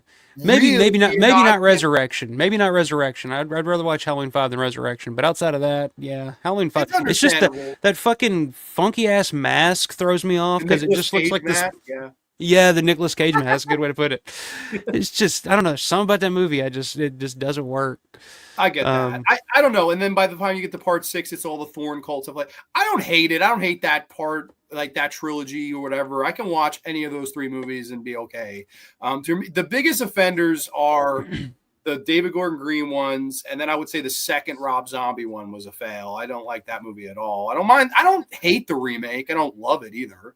It's like a middle of the road movie for me. And then Resurrection is just stupid, but I don't know. It's fun, stupid in a way. Dangertainment and Busta Rhymes doing Kung Fu with Michael Myers. I was like, where is the world gone to that this is happening? But I knew that was going to be shit when it came out. Like, I remember when it came out in theaters, and I remember thinking, I don't think I want to see that. And I loved fucking the Halloween movies at that point, even. And I remember when that came out, I was just like, I don't know. I think I'll wait for that to come out on video before I go see that one. Yeah, no, and you're probably right to do that. I mean, but I guess, I see the chat mentioning it a lot. And I guess the biggest controversy when it comes to Halloween is the third movie. Did you ever have a big problem with them doing, the initial idea was anthology, they want to do something like The Twilight Zone. every couple of years do a Halloween movie, which is of course just a different type of film with the name Halloween that is revolving around the holiday, but no Michael Myers. Did you think that was an outlandish decision? Should they have just made Halloween 2 Season of the Witch and never made a Halloween 2 in the hospital? Would that have been a direction you have gone? No, I mean you could do the hospital thing, and I think that's fine. I love Halloween too. So do I'm I. like you. I think that was my favorite when I was a kid growing up because I just thought it was cool. Michael Myers in a hospital, this dark, creepy hospital. You know, I was like, how cool is that? And the Night of Living Dead tie, which I'm sure Oh you yeah, want. yeah. There you go. Night of the Living Dead as well. You want some mayonnaise on your sandwich? How about mustard? Um, but yeah, I didn't see Halloween 3 for years. Like when I was a kid and I was watching all those movies, like I just avoided Halloween 3. I was because everybody, like my parents, aunts, uncles, they were just like, oh yeah, the Halloween Michael Myers movies, those are cool. Don't avoid 3. Don't watch that one. Don't even bother because Michael Yeah. Myers is not even in it. Like, and I was like, oh, okay, that sounds shitty.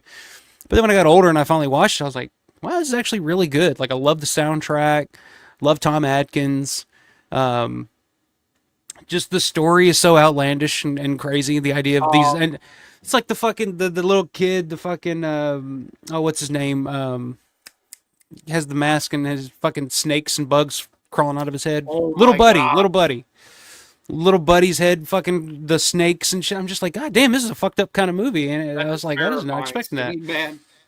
So I mean, I was a fan of it the first time I saw it, but that's just because I was told to avoid it for so many years. Kind of the same way that like Eyes Wide Shut, like when I first discovered Kubrick, everybody was like, "Oh yeah, Full Metal Jacket's great, The Shining's great, Clockwork Orange is great, 2001 is great. Avoid Eyes Wide Shut. That movie sucks." That's And a I was like, great. I "Okay," like that so movie. well, I avoided it, and then I finally watched Eyes Wide Shut, and I'm like, I love this movie. Yeah, This is there you great. Like, go. what is wrong with people?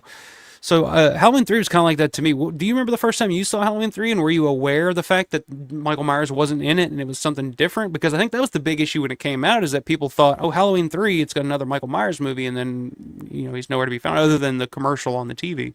Sure. I mean, I can even verbatim. I've heard a story. A guy used to work with Frankie. He went with a date in 1982 to see Halloween 3, and they fully expected Michael Myers to be in the movie. And they left about 15 minutes in. They were like, I guess he's not in it, and the disappointment. For me, I would rent these on VHS tape when Hollywood Video was going down probably around 2008, 2009 ish.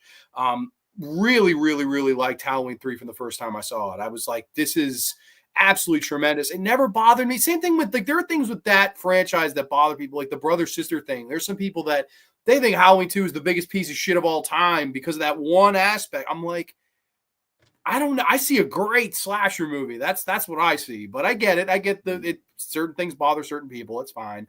Halloween 3 is, if not the most, but I think it's the most like to do with the actual holiday itself. Like it's a horror film that Yeah. celebrates the holiday itself, and it's like become a cult classic in a lot of ways because of I think the whole idea of having it around Halloween. So I don't know. I love Halloween 3, and I loved it from the first time I saw it as well. I was warned. I remember people in the video store, oh, he's not in it. I remember being like, it doesn't have to be. That's Like, all anybody ever said about that movie was like, oh, no, Michael Myers isn't in it. Fuck that movie. I Like, don't see no. that as a reason to hate the movie. Now, if I turn the movie on, it sucked. That's another thing. But Yeah. I mean, I guess it was the most controversial decision to make because like they clearly did not want to keep making Michael Myers movies, which I respect. But that's where the money was. And it was controversial in the way that, if it had been a big hit at the time, sure.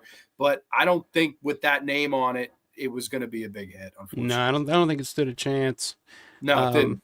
I was disappointed because when I first saw it, I saw Season of the Witch. I was like, oh, and then come to find out, Jan White was nowhere to be found in that movie. So,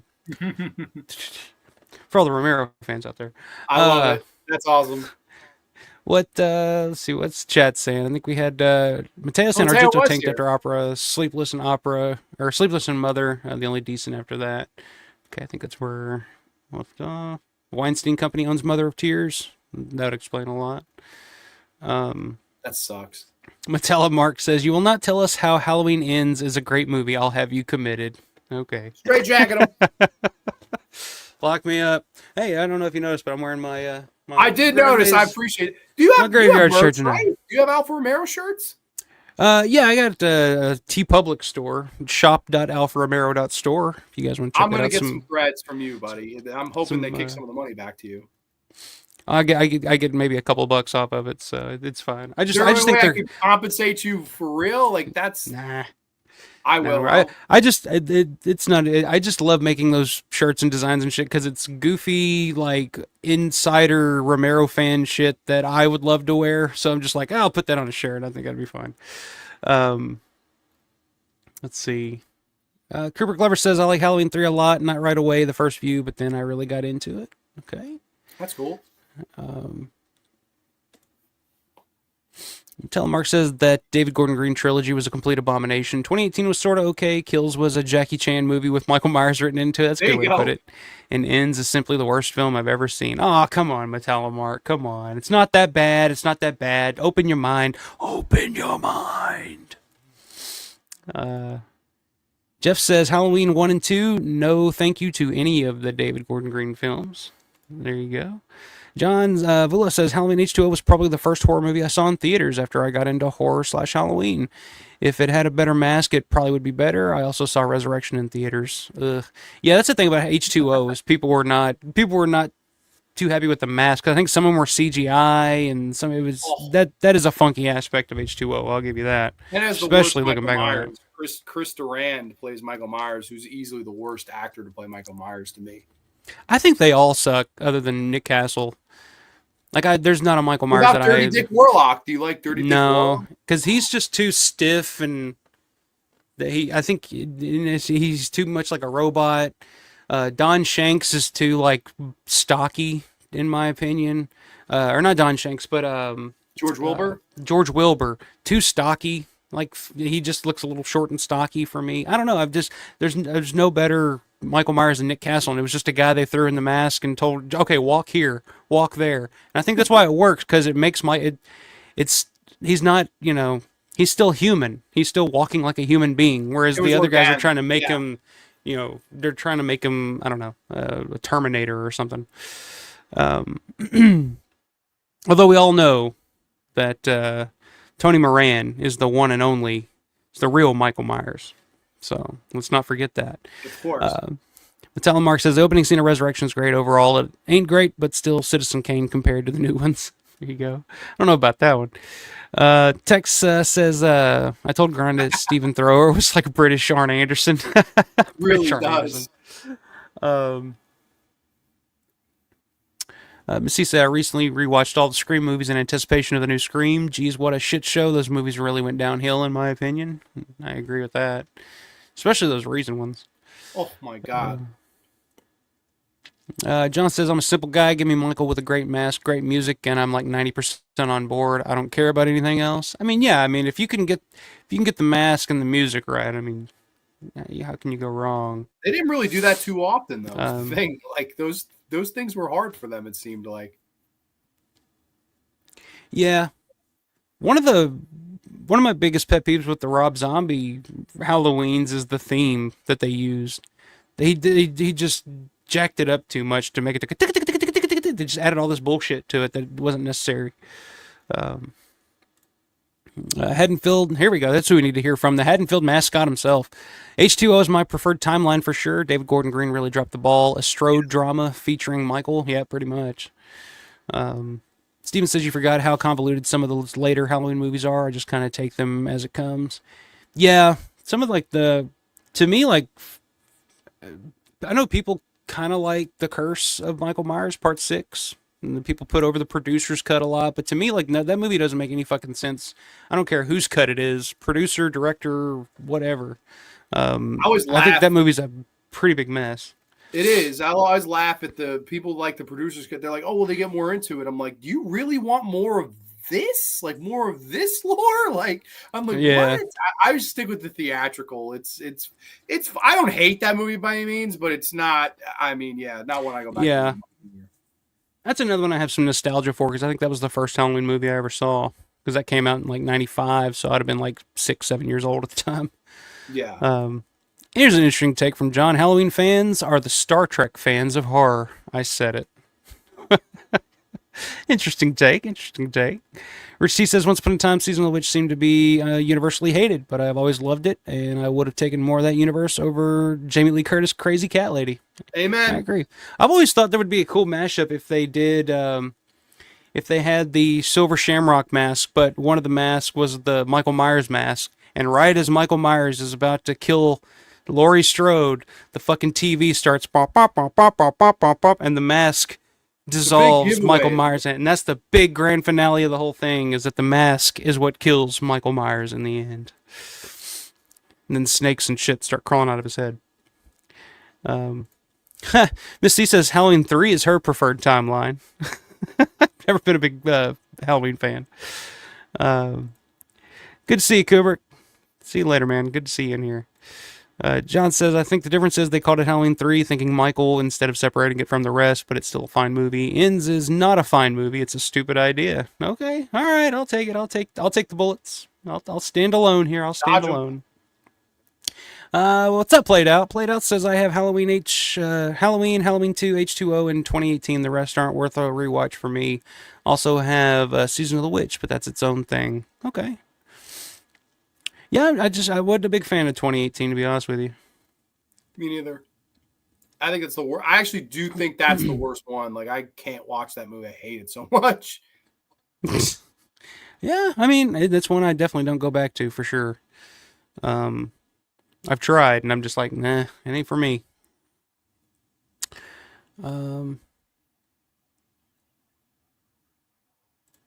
Steven says I really enjoyed the first Rob Zombie Halloween film, but the second one is an experience, and I'm still not sure it's a good one. It's a good way to put it.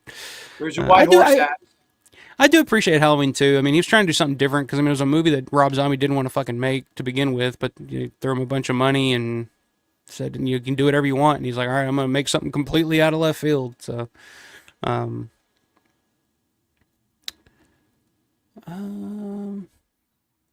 yeah, that's a good point, John. They all got infected with Jason syndrome, so they had to make them bigger. Also, I wonder if the mask issues were also because of Shatner likeness rights, so they could make it close but not exact. That's a good point too. What's up, Cowman Show? Cowman. Look, Cowman. Cowman says, I imagine an alternate universe where every Halloween movie was an anthology entry, like the original plan. Would have been cool. I would have been all Would have been for cool, but I don't know if it would have worked. Obviously, it didn't with Halloween Season of the Witch, but I think it would have been interesting, like you said, if Halloween 2 wouldn't have been a direct sequel to begin with, and they would have just kind of to see like another Halloween. But I think people just loved Michael Myers even after the first one to the point where if they would have tried to do anything different, it still wouldn't have worked. So it. Yeah, no, they were in a no-win situation for sure. but all right, one more Grande. We're about 2.5 hours in. I told you we might run long tonight, but we've got one more topic tonight. Are you ready? What do we got, Freddy? man? Are you ready? I'm ready for Freddy. I'm ready for Freddy. I'm always ready for Freddy. Got this box set here from 1999. Yes, 1999, the box set that was. I know we're going to get a brand new 4K box set. Apparently, that's the word on the street, so I'm very excited about that. All right, this one, I think you have to really go over the entire thing. Obviously, we can exclude the remake and Freddy vs. Jason if you want. Please. But yes, let's please exclude Please exclude those. I mean, the original Nightmare on Elm Street is a universal classic. I love the movie. I think it's in my top 5 horror movies ever. It's probably my number 4. I love the original. It's tremendous. The controversy starts right after that because a lot of people consider the big black sheep of the series to be numero 2, which I'm going to get out of the box set of fun here. A lot of people seem to think this is the black sheep of them all. A Nightmare on Elm Street 2, Freddy's Revenge. I really like this one. This is one of my favorite of the sequels. I love that it kept the dark tone. It's uncomfortable. I really like Mark Patton. I really like Kim Myers. I really like Robert Russler. I think the kills in this are creative. The whole Clu Gulager. You are all my children now. Clu Gulager, yeah. It's God, hot as hell in here. Yeah. The demonic bird, the bus stop from hell. I don't know. Call me crazy. I really like this as a sequel. And genuinely, I think, this is a movie that did better, right? This is a movie that did more money. And then, of course, Dream Warriors did more money than that. So, what are your thoughts, man, on Elm Street Part 2, where the controversy all kind of begins? Did Elm Street 2 do well at the box office? Elm Street 2 did just a little bit better than Elm Street 1. So, the first four, each one of them did better than the last. So, by the time you get to 3 to 4, 4 does better than 3. And then it all goes to shit box office wise from there, unfortunately. Okay. Well, yeah, I mean, it took me. Two was definitely one of the last ones I saw because seemed like it was one of those that wasn't readily available a lot of the times. Really? Because I grew up, yeah, I watched. I grew up watching A Nightmare on Elm Street. My cousin, I used to go spend the night with my cousin, and his mom worked at a pawn shop. So she would always have first dibs on all the videotapes and stuff that would come in. So she had the whole collection. Every Nightmare on Elm Street, every Friday the 13th, everything. So I'd go stay at night at his house, and we'd stay up all night long watching horror movies. But the only one she didn't have was part two, and I always thought that was interesting. I didn't know why. It is interesting. So it took me a while to see it, but I finally saw it. I liked it. I mean, it was different because, I mean, so of course the first Nightmare on Elm Street is definitely pretty straight ahead horror. Freddy's not cracking jokes, and I mean, it's pretty dark, pretty straight ahead. And part two is kind of the same. Like there's definitely, I wouldn't say comedic aspects to. I mean, the dance scene for one is kind of iconic now for being kind of comical, but there's it was still pretty dark, and I think that was why it didn't click with audiences as much as the first one or even the third one. Because again, we were talking about time wise. I mean, that part two came out in '85 as well, right? That's right. So we're talking '85, mid '80s. I think it was still a little too dark in its tone for what audiences were wanting at that time. That we're talking the same year as Return of the Living Dead and Reanimator and Fright Night and so I like it. I like the movie a lot. I think, of course, we can get into the gay undertones and whether that was intentional or if we're all just reading too much into it, which the writer of the movie says that it's not. It wasn't supposed to be in there, but the director and the actors all kind of agree. Even Robert Englund kind of agrees that yeah, it was on the page, type of thing. And Mark Patton kind of says that it ruined his career because it kind of outed him before he was ready to come out. There's a lot of controversy behind the scenes of that film, but I think the film itself is really enjoyable. There's a lot of the effects in it are great. Like when the fucking dude climbs out of the dude's body, like it's like wow, it's the effects head pole, you got the body, I've got the brain. Yeah.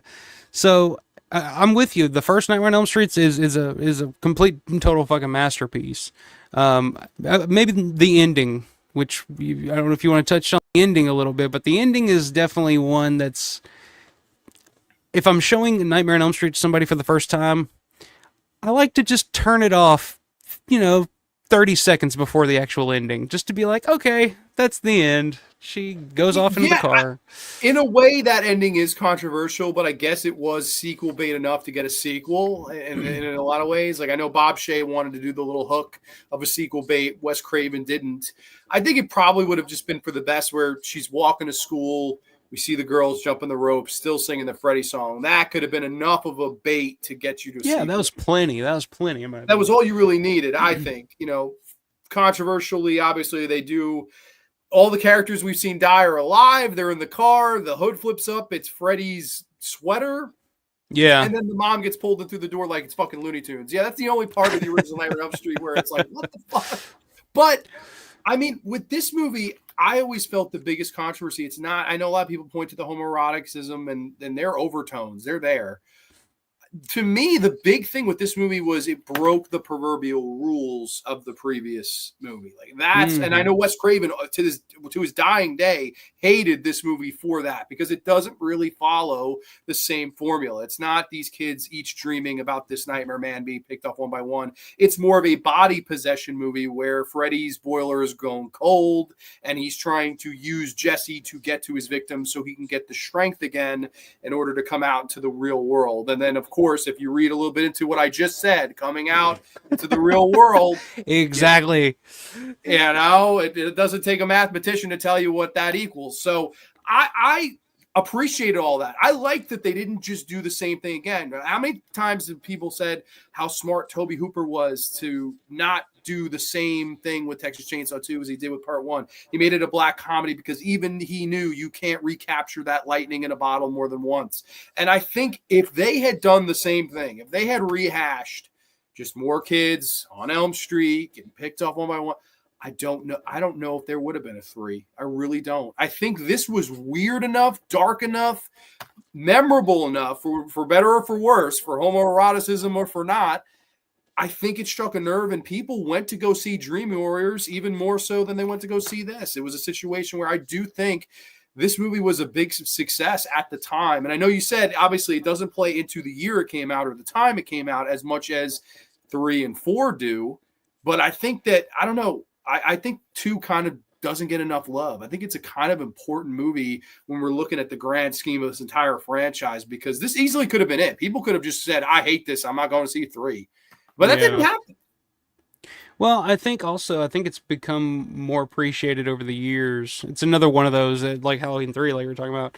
Like over the year, I think people at the time were just like, because again, I think it does play kind of what you were saying, like it doesn't follow the same rules as the original. Like Freddy's coming out into the real world and I'm killing everybody at this pool party. It's like he doesn't have to get you in your dreams anymore. And that was kind of the scary thing about Freddy Krueger in the original, is like everybody, like you don't have to go to Camp Crystal Lake if you don't want to. You don't have to visit Haddonfield, Illinois if you don't want to, but you do have to go to sleep, and you can't stop your dreams, you know. And if he shows up in your dreams, you're fucked. So yeah, I do think they tried to do a little too much. They went too far outside of the box in Part 2, just from that aspect of it. But I don't know. I wasn't really around at the time. I don't know if anybody in the chat's old enough to remember back when this movie came out, but were the homosexual overtones pointed out at the time, or is that something we're looking back on now with modern eyes and saying, "Oh wow, how did we miss that?" Like, oh, they got fucking Quato fucking tied up in the shower, bare ass naked, slapping him with the towels, like. Whoa, what's going on? Okay. Did people see that at the time, or is that something we're looking back on now because of modern times and we're kind of connecting the dots? Although Mark Patton says, yeah. Okay. Although Mark Patton also blames the movie for ruining his career because he felt like it outed him before he wanted to be outed. So I don't know about that. I mean, I don't feel like his performance in and of itself is, gay or anything. Like, yeah, the dance scene, yeah, is a little out there, but yeah, but I think that was playing off of the Risky Business that had come out like not too long before that, and was good. I think they were kind of playing into that a little bit, but yeah, I don't know. It's just one of those. It's definitely. You say it's not the black sheep of the series, but I do kind of feel like it is kind of the outsider of the series. Because by the time you get to 3, 4, they all kind of follow the same timeline, the same patterns. Freddy's a little bit more jovial. He's more with the quips and the one-liners, and it's more not lighthearted, like I said, but especially by the time you get to Freddy's Dead, and then it's borderline just straight up fucking comedy. Yeah, pretty much. Whereas 2 is like really dark, and like there's definitely some disturbing aspects to that movie that even maybe more so than the original, which the original has the Johnny Depp fucking kill where he gets sucked into the bed and the blood is pouring out, and then the rotating room kill where Tina's going up onto the ceiling, like there's so many iconic moments in that original, but Part 2, the school bus scene, the opening scene of Nightmare on Elm Street 2 is one of my favorite openings to any Nightmare on Elm Street movie. I just think the school bus, the aspect of being on a school bus and the being on a school. Yeah, I mean, when I was a kid, being on a school bus alone was scary enough. I mean, what the fuck? So just the idea that Freddy Krueger's driving the bus is one thing, but yeah, sitting there rocking back and forth, that whole thing, I just think it's really good. But the direction that they took after that into Nightmare on Elm Street 3. What are your thoughts on Nightmare on Elm Street Part 3? Because it definitely takes a different turn. Maybe for the better, maybe for the worse. Because, I mean, Freddy does become a little bit more of a comedic character. I Really like the movie. There's no doubt. I really like Dream. I like the first four are the best. I can just let the cat out of the bag. And then New Nightmare is a solid movie as well. 5 and 6 are the only ones I have a real issue with, other than that putrid remake. But 3, I won't lie to you, I kind of missed a little bit of that darkness. And then this is from my personal experience, not from anyone else I ever watched. Like when I was watching them, when I first saw part 3, I was like, okay, so far this is the weakest of the 3. Now I know I'm in the absolute minority of that, thinking that, because Dream Warriors is like one of the most beloved. That's a lot of people's favorite. It's a great movie. Some people like it more than the original. I've heard that too. I've heard that from a lot of people. Dawkins, fantastic. Into the Fire and Dream Warriors, fantastic soundtrack. Really great cast, right? And Ken Sagos and of course Patricia Arquette. You bring Heather Langenkamp back, which in turn made it feel more like a true part 2, right? There's a lot of ways you can skip the second one. John Saxon. He comes John back. Saxon. It feels much more like a direct sequel, but I think they were really smart to bring in a guy like Chuck Russell, Frank Darabont, guys that would go on to do some great things in The Mask, and of course, Shawshank Redemption, some great movies.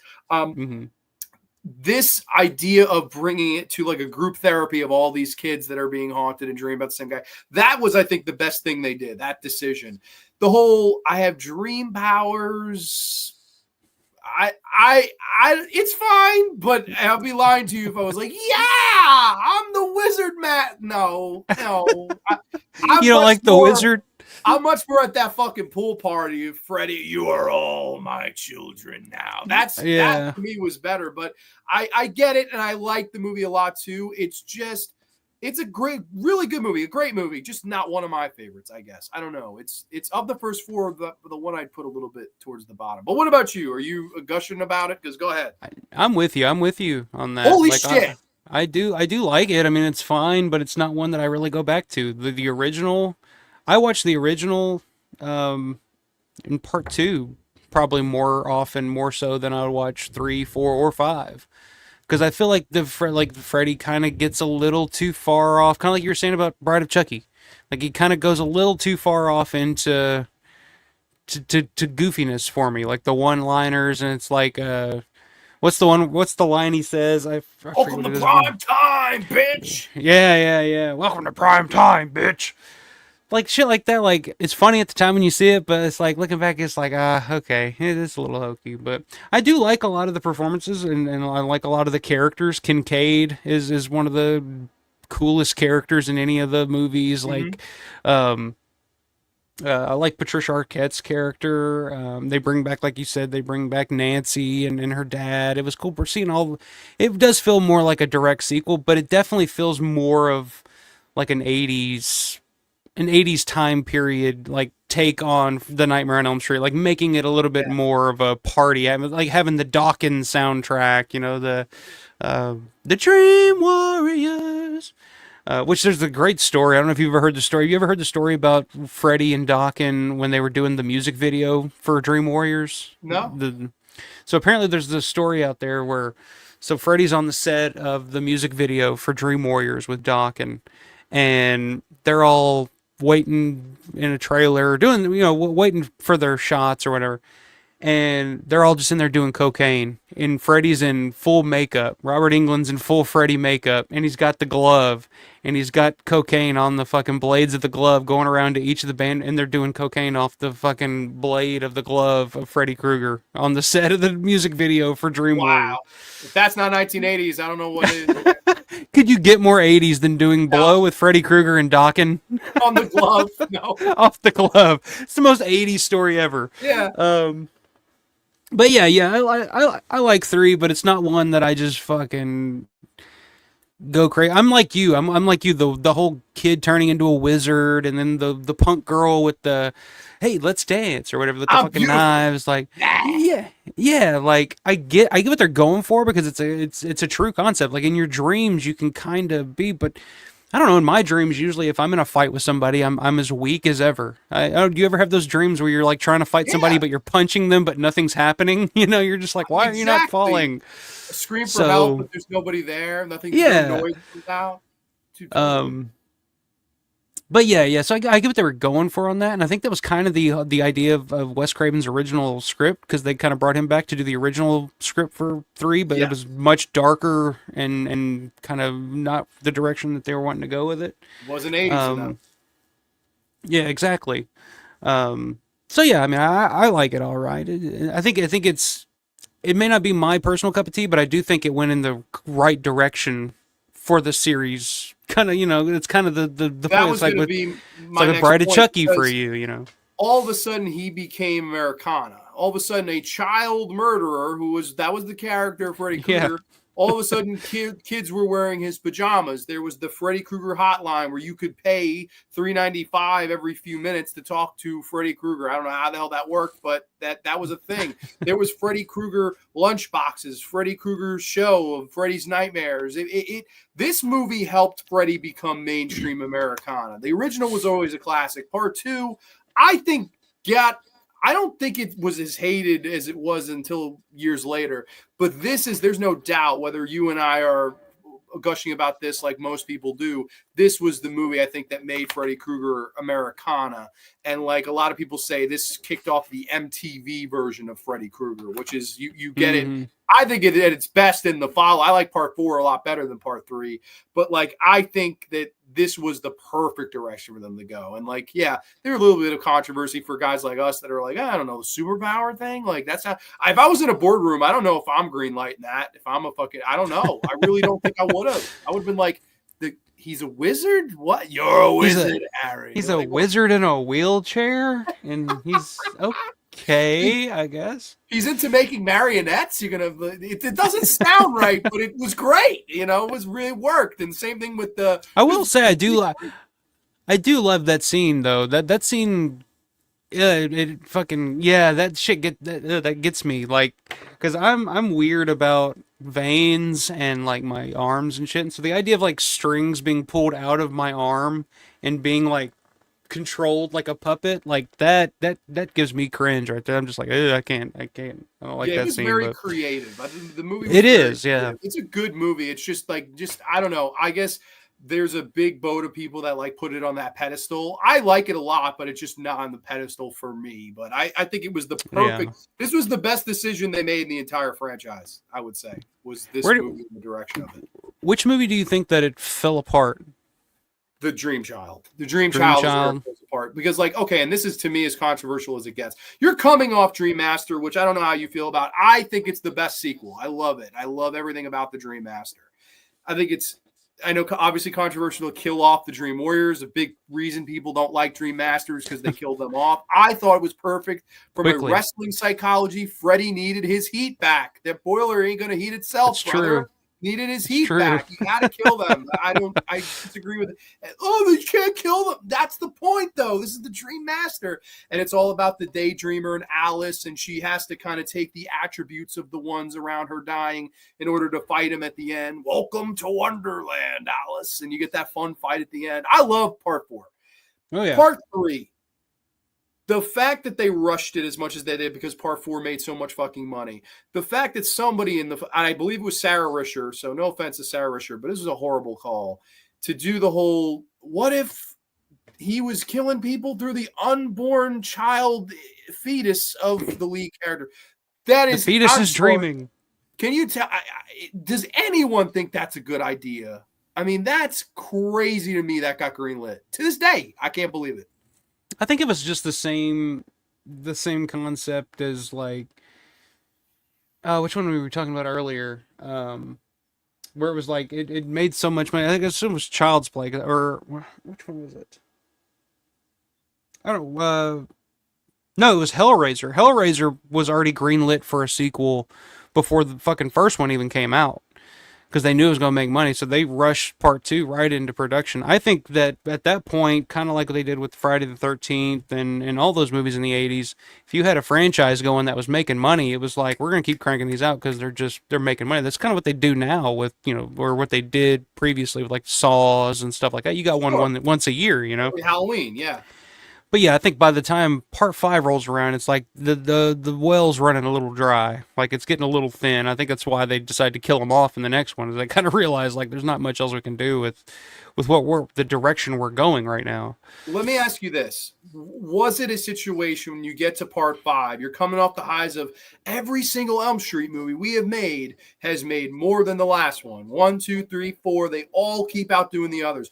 Was this a situation of it doesn't matter? Does the mentality of cockiness in that producer's room of Bob Shea and Sarah Risher and all these people that were on the ins and New Line, did they just go over cocky and go, let's just do whatever the fuck we want because we know we're got their money? And then this one underperformed. I think that's what it was, but I'm curious if am I overthinking it? Am I crazy? Like, what do you think? No, man, that's studios. That's like people like me and you. Like we watch movies and we watch them completely different than the people that actually make these fucking movies. Yes. The people that make these movies are like, all right, what did it make? Okay, what did we spend to make it?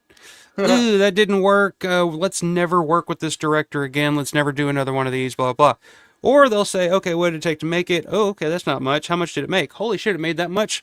Green light the next one. Go. Do we have a script? No, it doesn't matter. Just whatever. Like, just crank something out real quick. Like, figure it out. They're there to make money, and they don't give a shit whether it makes any sense, whether it's story. If people are going to go see it, they're going to go see it.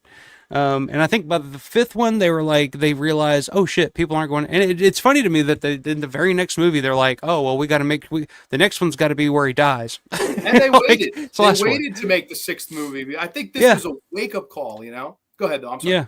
No, you're fine, man. That's basically all I was saying. It's just like they finally hit a speed bump, and it's like, oh wait, this one's not the huge success that the other ones were. Yeah, it's a dead franchise. It's time to end it. And it's funny how studios and producers will just like ride something into the ground as fast as possible, and then as soon as the first sign that it's losing money or it's not going to be, it's like, all right, that's it, goodbye, see you later. Yeah. And they did that with Saw. I mean, you look at Saw 6 was the only one that didn't eclipse 100 million because Paranormal Activity kicked its ass.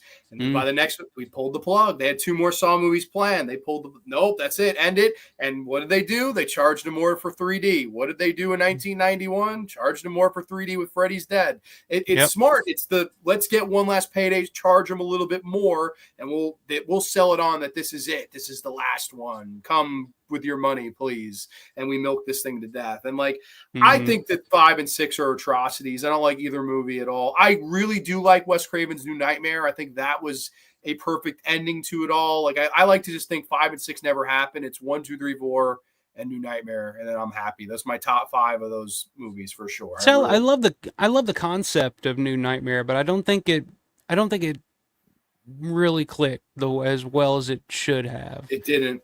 I think Wes was already on to something, and I think that New Nightmare led to Scream, and Scream is where he perfected the idea of being kind of self-aware, kind of being aware of the horror movies and the history and shit like that. Whereas like New Nightmare, it's a brilliant concept, but there's just so much about that movie that I don't like. Like I don't like the look of Freddy in that movie. I think it just doesn't work for me on some level. But I'm telling you right now, somebody was talking about Scream earlier. This next Scream movie, Scream 7, they're gonna do the New Nightmare concept. They're gonna do it because they're bringing back all the old cast members and shit, and we're gonna have to figure out who's the killer, who's killing all the cast now. Is it David Arquette or Nev Campbell, or everybody's gonna be playing themselves? I'm telling you, they're gonna do it. Talk about a fucking bad dream, Alpha. I don't know, man. Hey, I'm interested in that. If they're gonna make another one, I would rather watch that 9 times, 7 days a week. I'd rather watch that than watch anything else with that they've been doing with the goddamn the Wednesday Adam. What's her name? The Wednesday Adams, fucking Jenna Ortega. Jenna Ortega's blank-faced fucking bullshit, and then that one broad who can't act, Barrera or whatever her name is. Jesus Christ, those movies are so bad. The most recent couple of Scream movies are so bad. I'll happily take a New Nightmare take on Scream than watch another one of those. Granted, I'm just team don't make another Scream. I'm just team fuck it all. That's my team. I'm team no more. It all up with a fucking TNT. Riley Coyote Roadrunner thing, man. Yes, no more. Yeah, with Elm Street though, like I definitely think 5 and 6 is where it went to shit, and then New Nightmare. It's unfortunate because it was a good idea, but it didn't draw. It had no. It's almost like I always remember you mentioning like George puts over Night Riders. That's his big follow up to Dawn of the Dead, and it had no commercial. It just didn't have any draw, and I think that was the same thing with New Nightmare. It was like there wasn't any draw there anymore. It wasn't. It was a situation where they were like, yeah, this is a cool, really good movie, but not going to draw anybody, and it didn't. And then Scream drew everybody, so he was on to something, but it wasn't quite there yet. It was almost like New Nightmare walked so Scream could run.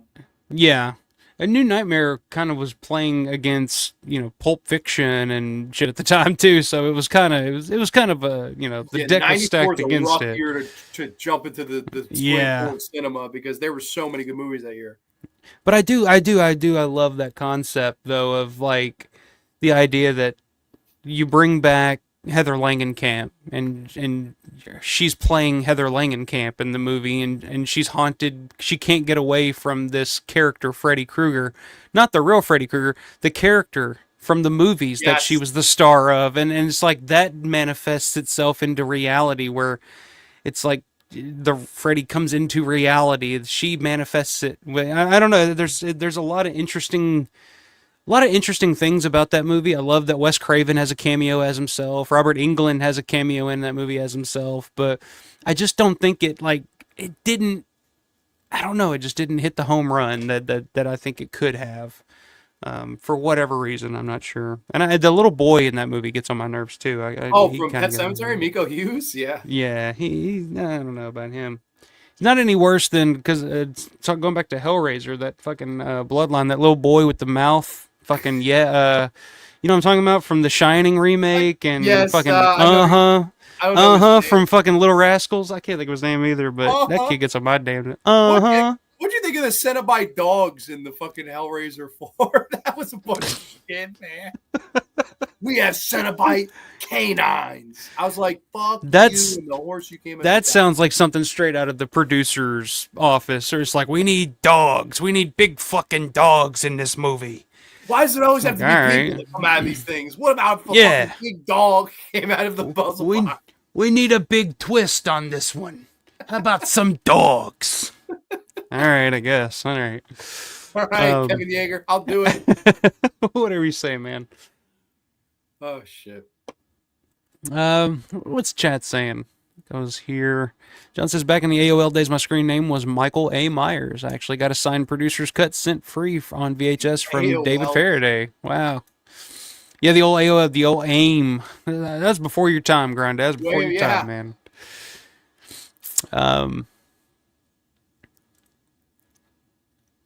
Johnny Depp sucked into a bed and blended. Pretty much, that's what it was, yeah. What's the coroner say?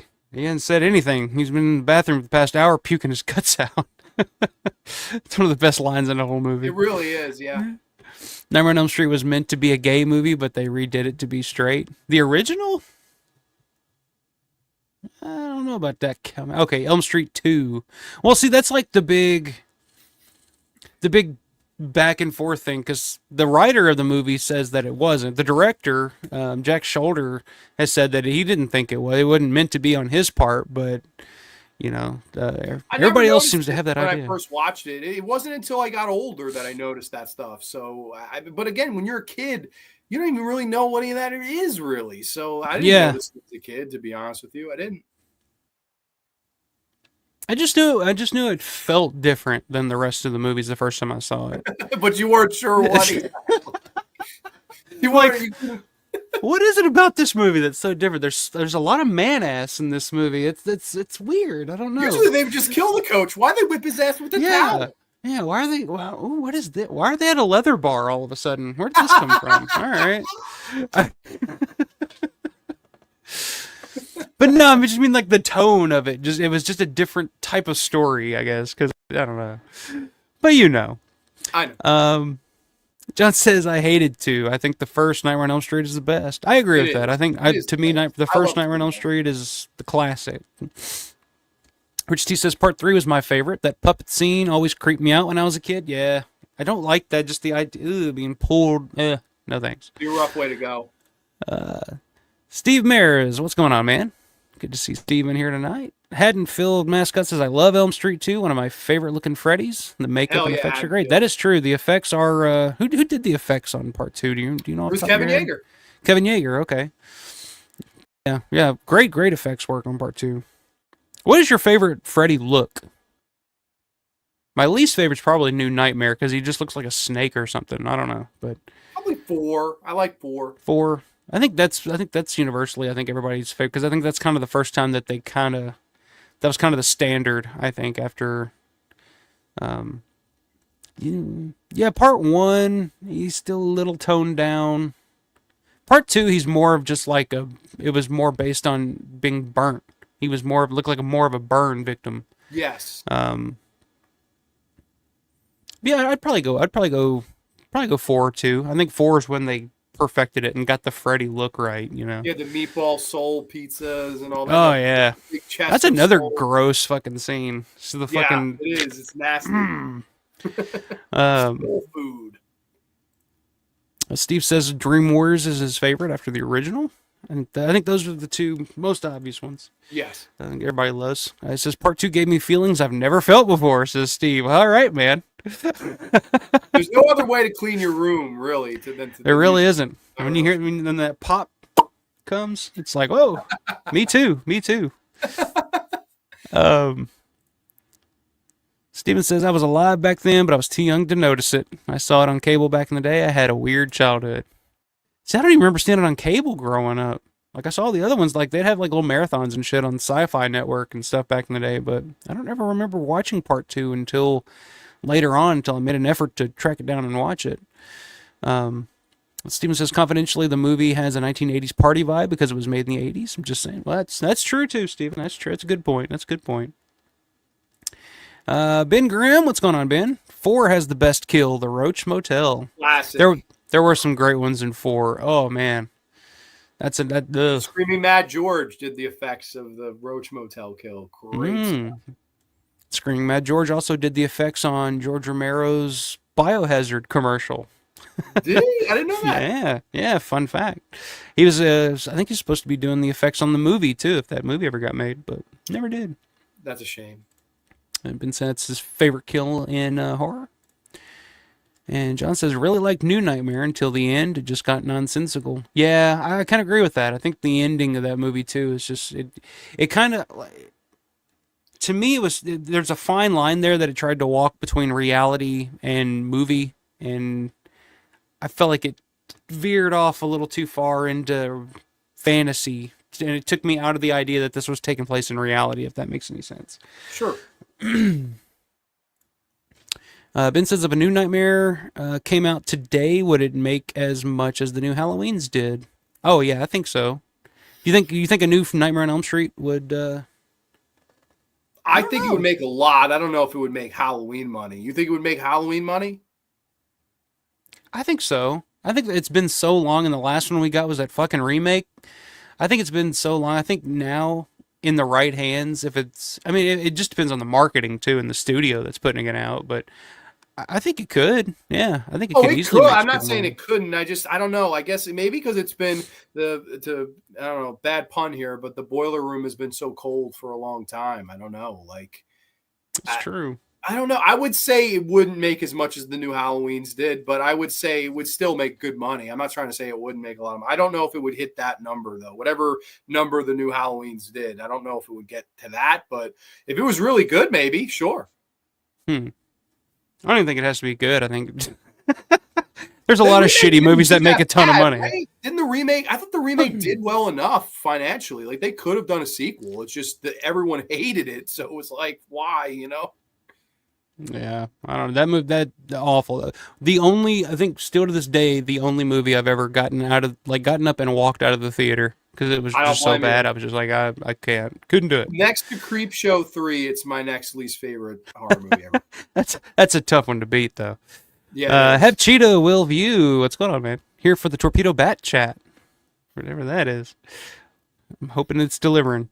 Miss C says, I think Grande needs to change his channel name to the Never Ending Graveyard. Never Ending Graveyard. I know it's another 3-hour extravaganza. Tex and Screaming Mad George was an amazing New York punk band called The Mad. Oh, I didn't know that. That's Really? cool. I didn't know that either. And I'm from New York. There you go. Very cool.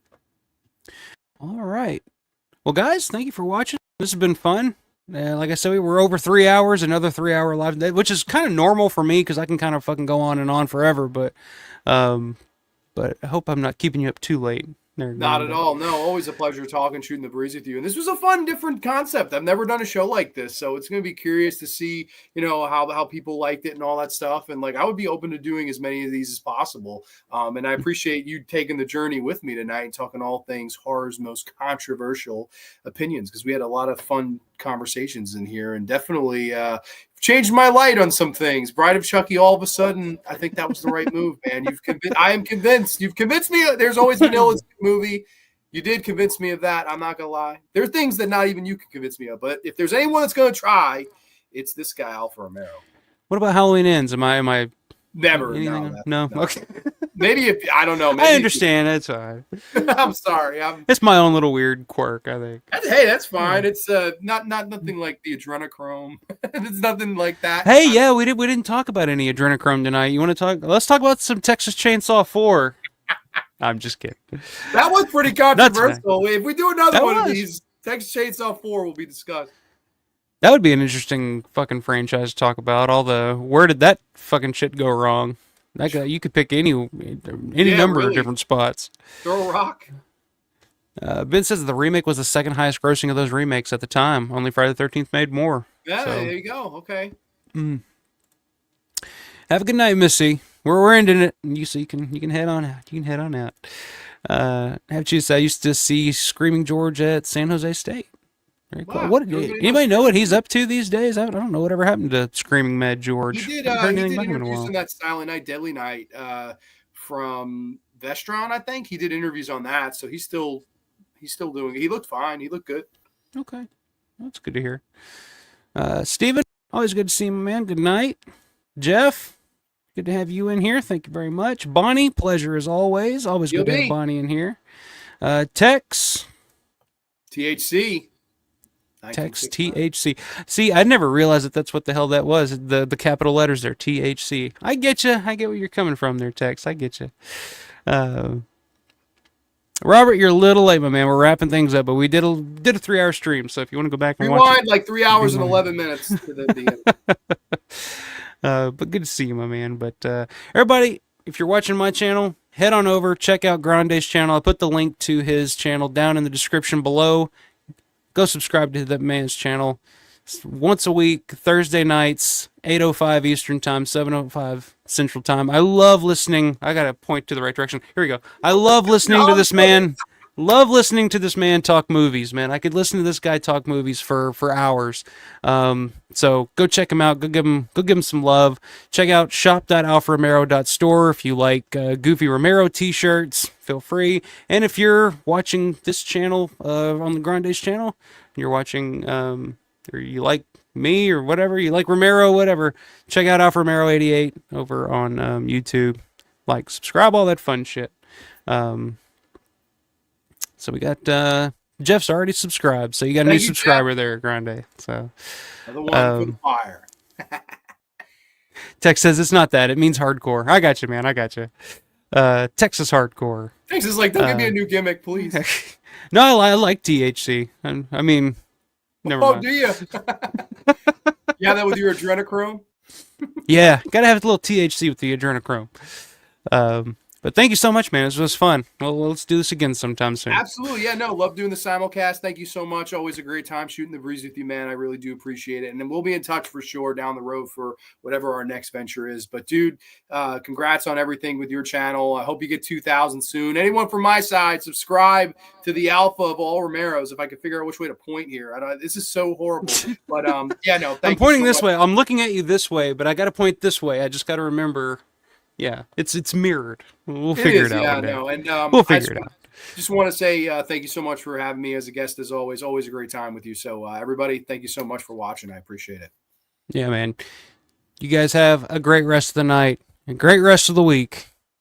And as always, actually, Grande, you hit him with yours. You're better off, man. As always, you can catch me and this guy only on Grande's Graveyard and Alpha Romero's channel. Everybody have a safe, happy, healthy weekend. We will catch you next time. Good night, y'all. And stay scared.